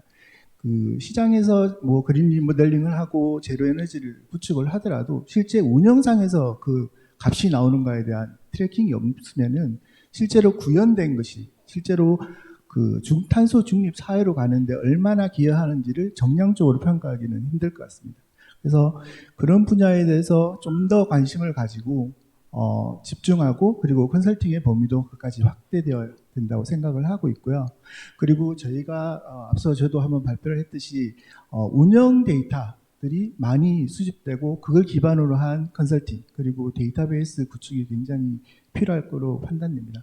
저희도 한 10년 그리고 한 15년 정도의 데이터들을 뭐 특히 연돌 같은 경우에 그 기밀 테스트나 이런 걸 통해서 가지고 있는 데이터들을 굉장히 컨설팅에 활용을 하고 있고요. 실제로 또 컨설팅을 함으로써 발생하는 그 데이터 축적량도 굉장히 많은 상황입니다. 그런 그 데이터 기반으로 한 그리고 실제 운영 기반으로 한 컨설팅의 범위가 조금 더 확대되고 건물에 반영될 수 있도록 하는 게 저희의 좀 방향이 아닐까. 실제로 또 건물이 구현할 수 있는 방향이라고 생각합니다. 여기까지 말씀드리겠습니다. 네, 감사합니다. 네, 이미 뭐 송상 교수님께서도 그 운영과 관련된 중요성을 말씀하셨는데 운영 단계에서 또 얻어지는 여러 가지 데이터들을 기반으로 해서 컨설팅하는 것은 매우 중요하고 실제로 그런 방식의 지금 컨설팅을 진행하고 있다라고 말씀을 하셔서 조금 다행스럽게 생각합니다. 자, 그 다음에 박성호 EAN 테크놀로지의 박성호 전무님 부탁드리겠습니다. 네, 안녕하십니까. 먼저 20년 동안 이렇게 많은 일을 하신 EAN 직원분들 수고 많으셨다고 한번 말씀드리고 싶습니다. 저는 사실 EAN에 조인한 지는 이제 제가 2020년 1월 8일 날 조인을 했는데요. 그렇게 보면 이제 4년이 채 안 되는 기간인데, 제가 지금까지 이런 관련된 일을 할 수 있었던 건 그동안 20년 동안 EAN에 일하신 분들이 많은 레가시를 쌓아주셔서 저희가 이런 사업을 할 수 있는 것 같습니다. 저희는 앞에서 말씀해 주신 것처럼 탄소 중립이나 ESG 그리고 뭐 기후에 대해서 정량화해가는 과정이 대단히 중요하다고 생각을 하고 있고요. 20년부터 어떤 기후 위기에 대한 그런 인식이 시작되면서 위기를 관리하려면 결국 숫자로 만들어야 된다는 게 분명한 필요고요. 그래서 저희는 지금 그 리에이블이라는 이름의 서비스로 저희는 엔드-투-엔드 서비스 프로덕트를 만드는 것을 목표로 해서 진행을 하고 있습니다. 그래서 지속적으로 어떤 개량된 데이터들 그리고 퍼포먼스를 판단할 수 있는 알고리즘을 생성해내고 있고요. 그를 바탕으로 해서 결국 앞단의 설계까지 반영이 되는 것을 목표로 하고 있습니다. 저희가 실제 지금 그런 패스트 베드의 사업들을 많이 진행을 하고 있고요. 모 프로젝트에서는 저희가 하루에 숫자만으로 가져오는 일주일에 가져오는 데이터의 양들이 숫자만으로도 한 1기가에 육박하는 데이터들을 가지고 오고 있습니다. 그래서 저희는 추후에도 이런 데이터를 바탕으로 해서 어떤 정량화된 리스크 판별이나 탄소 중립 그리고 친환경성에서도 과연 얼마나 좋은지에 대한 판별을 할 수 있는 그런 사업을 계속 해 나갈 거고요. 그걸 바탕으로 해서 저희가 하고 있는 프로젝트들의 어떤 컨설팅 서비스의 퀄리티도 지속적으로 높여갈 계획을 가지고 있습니다. 이상입니다. 네. 컨설팅을 진행하면서 쏟아지는 여러 가지 데이터를 활용을 해서 엔드-투-엔드 프로덕이라고 하는 목표를 가지고 정량하는 작업에 대한 포부를 말씀하셨습니다. 이제 제 차례인데요. 항상 아시다시피 이런 자리에서 맨 마지막에 하려고 별로 할 얘기는 없습니다만 조금 시각을 달리해서 저는 환경을 전공하는 교수 또는 학생들을 가르치고 연구라는 측면에서 바라봤을 때의 내용으로 조금 좀 시각을 좀 달리 좀 해보고자 합니다. 그 전에 EAN이 20년이 됐다고 하는 것 다시 한번 축하드리고요. 제가 그 연세대학교에 간 지가 2003년입니다. 이제 그때 EAN이 만들어졌었는데 EAN의 이 창립 20주년, 저도 연세대학교 이제 올해 20주년이 되는 해라 알기도 쉽고 같이 가는 것 같아 매우 좋습니다. 처음 만들어졌을 때 아주 굉장히 작은 오피스텔에서 시작을 했는데 이제는 강남에 누가 보더라도 부러운 자사 건물을 가지고 있는 큰 회사로 성장을 했던 것 같아요. 당시 신지용 대표가 쭉 관련된 용역에 대한 부분들, 그러니까 했던 일들에 대해서 쭉 얘기를 했었는데 저도 당시에 기억했던 것들은 신축 건물에서 발생된 여러 가지 분쟁이나 아니면은 친환경 인증과 관련된 용역들, 말하자면 굉장히 단순한 일을 처리했던 걸로 저도 기억을 하고 있습니다. 이제는 우리나라 이제 국민소득 3만 불이 넘어 쓰고 있고요. 그다음에 이제 국민소득도 높아지면서 이제 사회가 가져야 되는 여러 가지 책무들을 느끼게 되면서 이제 컨설팅 수준도 매우 좋아지고 있지 않나 생각됩니다. 우리가 알고 있는 ESG란 키워드 사실 얼마 나오지 않았고요. 탄소 중립, 그다음에 제로 에너지 빌딩, 이런 것들을 이제 사회적으로 받아들이면서 이쪽 시장이 매우 크게 확대되고 있고요. 그와 함께 EAN도 매우 크게 성장을 했다고 생각을 합니다. 이런 측면에서 보면은 EAN도 이제 본연의 역할을 충실히 해왔고 앞으로의 책무도 매우 크다라고 저는 생각을 하고 있습니다. 저는 이제 학생들을 배출하는 입장에서 항상 가지고 있는 것이 학생들이 잘 돼야 나도 잘 될 거다라고 생각을 하고 있고 학생들이 졸업을 하고 사회에서 중요한 역할을 했으면 하는 생각을 매우 가지고 있는데 얼마 전에 누구랑 잠깐 얘기를 했었습니다만 최근에 이제 건설비가 매우 크게 증가를 하고 있어서 공사비 또는 사업비가 매우 증가를 하고 있다고 합니다. 그러면 설계비나 관련된 컨설팅비는 같이 늘어납니까? 라고 물어봤더니 실질적으로 물리적으로 들어가는 비용만 가지고 증가가 되어 있지 실질적으로 설계비나 컨설팅 비용들은 이제 제자리 걸음 아직도 심지어는 거꾸로 후퇴하고 있는 상황이라 매우 안타깝게 생각을 하고 있습니다. 건축 분야에서 굉장히 행복하게 자기 일을 하기 위해서는 저는 사실은 건축 분야의 고부가가치가 매우 중요하다라고 생각을 하고 있습니다. 고부가가치라고 하는 것은 이런 지적 활동들이 지금보다는 훨씬 더 좋은 평가를 받아야 되는 시대가 되었는데 아직 거기까지는 지금 도달하지 못한 것 같아서 매우 안타까운데 오늘 보니까 앞으로 EAN의 역할이 매우 크고 앞으로 하는 여러 가지 지적 활동들이 본연의 대가를 받을 수 있도록 하는 선도적인 역할을 했으면 하는 생각입니다. 단순한 용역, 그러니까 말하자면 인증 시스템을 맞추기 위한 단순한 용역 그리고 좀 더 저렴한 시스템을 만들기 위한 그 단순 정답 찾기보다는 앞으로 우리나라 사회 또는 이 그린빌딩이나 아니면 좀 환경적 측면에서 새로운 건축 문화를 이끌어 나갈 수 있는 역할을 충분히 해주셨으면 하는 생각이 있습니다. 그리고 이제 요거는 저 개인적인 생각인데요. 지금 컨설팅 시장들이 점점점 커지고 있으면서 이제는 컨설팅 할 수 있는 사람들 또는 컨설팅 할 수 있는 회사들의 좀 어느 정도 이제 자격도 좀 필요하지 않나라는 생각을 가지고 있습니다. 이제 각종 인증을 하는 여러 가지 회사들의 허들이 너무 낮아서 양질의 어떤 서비스를 하는데 약간 좀 지장이 있지 않나 제가 아까 말씀드린 고부가 가치와도 굉장히 관련이 있는데 그런 부분에 있어서는 조금 뭔가 고민을 좀 해야 될 시기가 아닌가라는 생각을 하고 있고요. 마지막으로 지금 EAN에서 여러 가지 내용들을 보게 되면 자체적으로 이쪽에 관련된 고민을 심각하게 하고 싶다라는 것을 알게 돼서 매우 기쁘게 생각합니다. 다만 회사뿐만이 아니고 이제 대학이나 다른 연구소에서도 관련된 연구를 매우 열심히 하고 있기 때문에 좀 더 학교 또는 연구소와 결합된 산학 협력을 좀 더 활발히 해서 좀 더 고급스럽고 좀 좋은 양질의 컨설팅이 가능할 수 있는 구조를 좀 만들어줬으면 하는 생각입니다. 지금 아시다시피 이 대기업에 있는 연구소들의 이제 기능이 좀 많이들 상실되어 있는 상황에서 그런 이제 입지를 만들 수 있는 기업이 필요한데 이제 EAN이 그런 선도적인 기업이 됐으면 하는 바람에서 말씀을 드렸습니다. 자, 이상으로 총 몇 분인가요? 총 7분의 전문가 패널 의견을 좀 들었고요. 혹시 이 패널 분들 중에서 좀 빼먹거나 좀 더 추가하고 싶은 내용이 있으시면 좀 추가해서 말씀 주셨으면 좋겠는데 아까 장대희 박사님 혹시 빼먹은 게 있다고 아까 말씀하셔서 괜찮습니까? 네, 혹시 다른 분 안 계십니까? 네. 그러면 저희 이제 토에 관련된 내용들은 마무리된 것 같고요. 혹시 지금 앞에 앉아 계신 분들 중에서 지금 패널 전문가들한테 하고 싶은 말씀이나 아니면은 질의 궁금한 사항들이 있으시면 시간이 좀 지체된 관계로 한 2분 정도 좀 질문을 받고 싶은데요. 네, 김학겸 회장님 저쪽에 앉아 계신데. 네.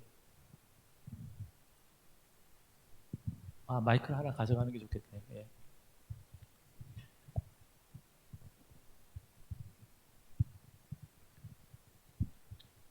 네, 안녕하십니까. 저는 리모델링 협회 회장을 맡고 있는 김학겸입니다. 먼저 EAN 테크놀로지 창립 20주년을 진심으로 축하드립니다. 오늘 이렇게 좋은 강의도 듣고 또 패널 분들의 말씀 들으면서 제가 협회장을 맡고 있다 보니까 제 관점에서 리모델링 관점에서 좀 이게 좀 아쉽네 하는 내용이 있어서 한번 어느 특정 분이 아니라 패널 분 모두에게 좀 한번 또 특히 EAN 테크놀로지에 좀 부탁드리고 싶은 말이 있어서 잠깐 마이크를 잡았습니다. 지금 뭐 생애 주기를 말씀하셨습니다, 모두. 그런데 주택 적으로 보고 생애 주기는 얼마냐? 과연 우리나라가 외국 같으면 영국, 프랑스, 독일은 기본적으로 100년 이상을 갑니다, 건축물이. 근데 우리나라는 아무리 컨설팅을 하고 좋은 집을 줘도 주택법으로 판단하면 30년이 지나면요 완전히 다 디등급만 맞으면 다 때려부시고 새로 지어야 됩니다. 작년에 우리나라에 돌아가신 분이 37만 명, 태어난 신생아가 25만 명, 연간 12만 명씩 인구가 팍팍 줄고 있는데 정권이 바뀔 때마다 신도시 져서 집 몇십만 원, 몇백만 원씩 막 지어댑니다. 그럼 미분양 나가지고 난리가 나죠. 또 신도시가 하나 생기면 위성도시가 그쪽으로 다 옮겨가면서 나머지 주변 도시들이 완전히 막 폭삭 망해버리는 이런 환경을 갖고 있어요. 그래서 이제는 우리도 100년을 갈 수 있는 리모델링에 대해서도 좀 더 컨설팅 할 수 있는 그런 대안 제시가 좀 있었으면 좋겠다 하는 생각, 그런 말씀을 좀 드리고 싶습니다. 네, 이상입니다. 네, 감사드립니다. 혹시 뭐 어떤 분이 혹시 뭐 관련된 답변을 송상 교수님 혹시 하신 말씀 있으신가요? 네. 예, 뭐 저도 김학겸 회장님하고 같은 생각이고요. 우리나라가 뭐 탄소 중립하려면 지금 우리가 한 730만 동 중에 한 75%인 560만 동 정도가 15년 이상 노후된 건물들이에요. 그래서 이 건물들을 뭐 점진적으로 해야지만 건물 부분의 탄소 중립 목표를 맞출 수 있다고 그래서 계산해 보면 뭐 1년에 한 막 20조 정도를 투자해서 리모델링을 해야지만 그 숫자를 맞출 수 있는 그런 상황이 되는 것 같아요. 근데 뭐 지금 저희는 거기에 한참 못 미치는 그런 상황이라서 아쉽긴 한데 아무튼 좀 이제 좀 우리 건물 부분의 탄소 중립 우리가 뭐 요새 계속 강조는 하지만 실제 뭐 실효적으로 지금 진행되는 게 없어서 사실은 굉장히 걱정스럽기도 해요. 당장 2030년에 이제 40%를 줄여야 되는데 특히 직접 배출에 대한 우리가 이제 뭐 그렇게 따지면 말단에서 이제 도시가스를 이용해서 취사나 난방을 다 지금 이제는 대체해야 된다고 뭐 요새 이제 힙봄에 대한 얘기 뭐 최근에 이제 10월 8일 날 독일에서 가스보일러 사용 금지법이 발효가 됐죠, 그렇죠?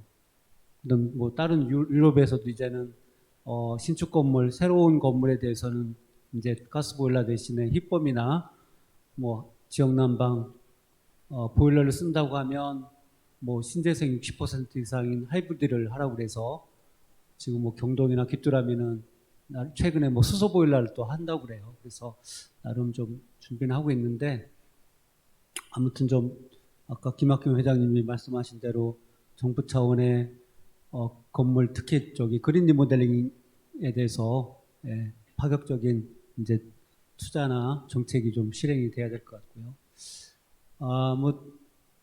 마이크 작업에 조금 말씀드리면 제가 요새 이제 그린 리모델링 연구를 하면서 아까 이제 뭐 ENS 말씀하셨지만은 그린 리모델링은 뭐 플랜만 짜는 게 아니고 실제 필드 나가서 지도를 다 해야 돼요. 그 다음에 성능 점검도 다 해야 되고 그래서 학생들이 나가는데 되게 힘들긴 한데 의외로 학생들이 굉장히 좋아해요.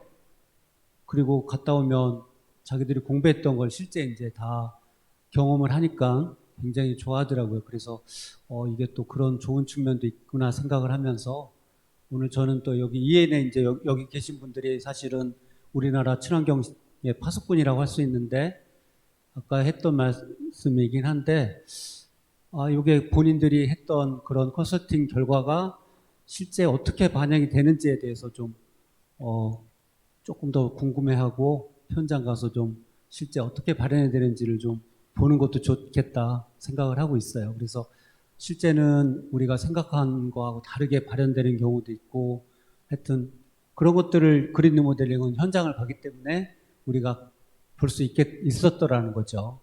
근데 이제 신축 같은 경우에는 사실은 뭐 접근도 잘 못하는 상황들이 많은데 저는 좀 그런 풍토가 생겨서 뭐 컨설팅 하시는 분들이 설계하시는 분들이 그런 의사결정할 때 그게 어떤 결과를 초래하는지를 좀 알았으면 좋겠어요. 예, 물론 뭐 여기 계신 분들 중에 다 알고 계신 분도 계실 것이고 그렇지 않은 분도 계시긴 할 텐데 혹시라도 뭐 그렇지 못하다면 현장을 많이 가는 좀 그런 노력을 해주십사고 부탁을 좀 드리고 싶습니다. 네, 감사합니다. 네, 감사합니다. 혹시 김경록 전무님이나 박성호 전무님에서 100년 갈 수 있는 그린 리모델링에 대해서 혹시 추가하실 말씀 혹시 있으신가요? 네. 그 교수님하고 뭐 회장님 말씀에 전적으로 동감을 하고요. 그러니까 전체 프로세스 상에서 이제 관여할 수 있는 부분들을 조금 더 확대하고 그리고 그 중에서도 이제 현장에서 조금 더 많이 접근할 수 있는 방법이 필요할 것 같습니다. 그리고 지금 이제 현장이라는 게 지금에 있는 현황 조사 이 기반이 중심이라면은 향후에는 실제로 이제 그린 리모델링을 시공한 후에 그것이 어떻게 관리되고 있는지 그리고 그 에너지들이 어떻게 관리되고 있는지까지를 보는 것이 더 필요할 것으로 판단되고요. 그러니까 100년 리모델링의 관점에서 보면 그 그린 리모델링을 하면 200년까지도 가지 있지 않을까 그렇게도 생각해 봅니다. 네, 감사합니다. 네, 감사합니다. 네, 짧게만 좀 부탁드릴게요. 시간이 많이 됐으니까. 네, 소속하고 이름 말씀해 주시고요. 질문 부탁드리겠습니다. 네, 쌍용건설의 박철룡이라고 합니다. 일단 EAN의 친환경 시장을 선도라고 하기보다는 태동을 시켰고 이끌어 오신 우리 EAN 기업의 20주년을 진심으로 축하드립니다.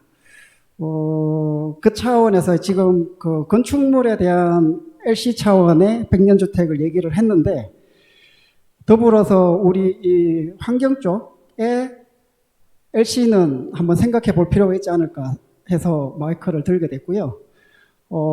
제가 제 개인적으로 우리 업역에서 가장 안타깝게 생각하는 사건이 하나 있는데, 저희 턴키 제도가 없어지긴 했지만, 턴키 제도 전하고 지금 턴키 제도가 없어지고 난 지금 상황에서 봤을 때, 친환경의 뿌리가 없어진 느낌이 드는 게, 예측 부분이 턴키 할 때는 굉장히 붐업이 됐었는데 지금은 예측 부분이 형식적으로 거치고 있다 보니 거기에 따라서 줄기나 잎이나 꽃을 피워야 되는데 뿌리가 약해지다 보니까 줄기도 굉장히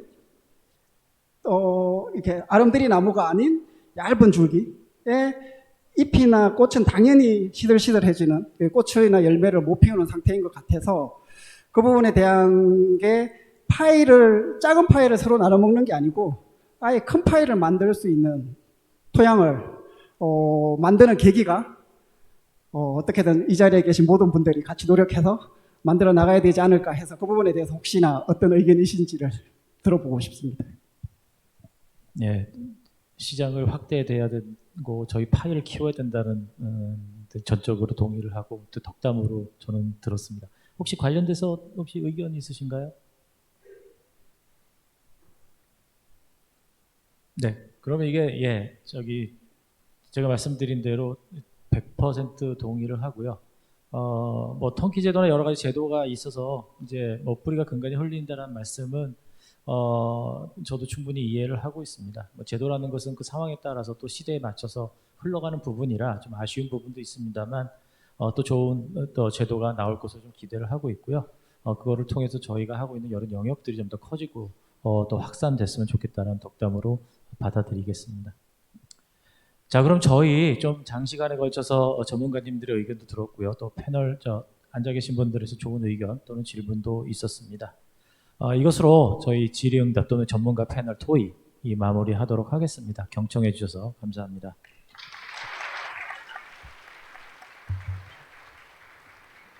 네, 전문가 패널을 통해서 탄소 중립 사회에 대해 다시 한번 생각해보는 좋은 자리가 된 것 같습니다. 7분의 전문가 패널분들께 참석자를 대신해서 다시 한번 감사 말씀드립니다. 좋은 말씀 해주신 7분의 패널분들께 다시 한번 박수 부탁드리겠습니다.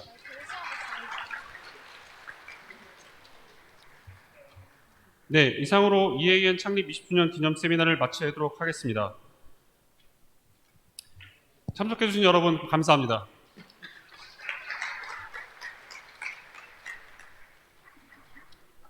네, 이어서 3부 만찬 및 네트워킹 시간을 가질 수 있도록 하겠습니다.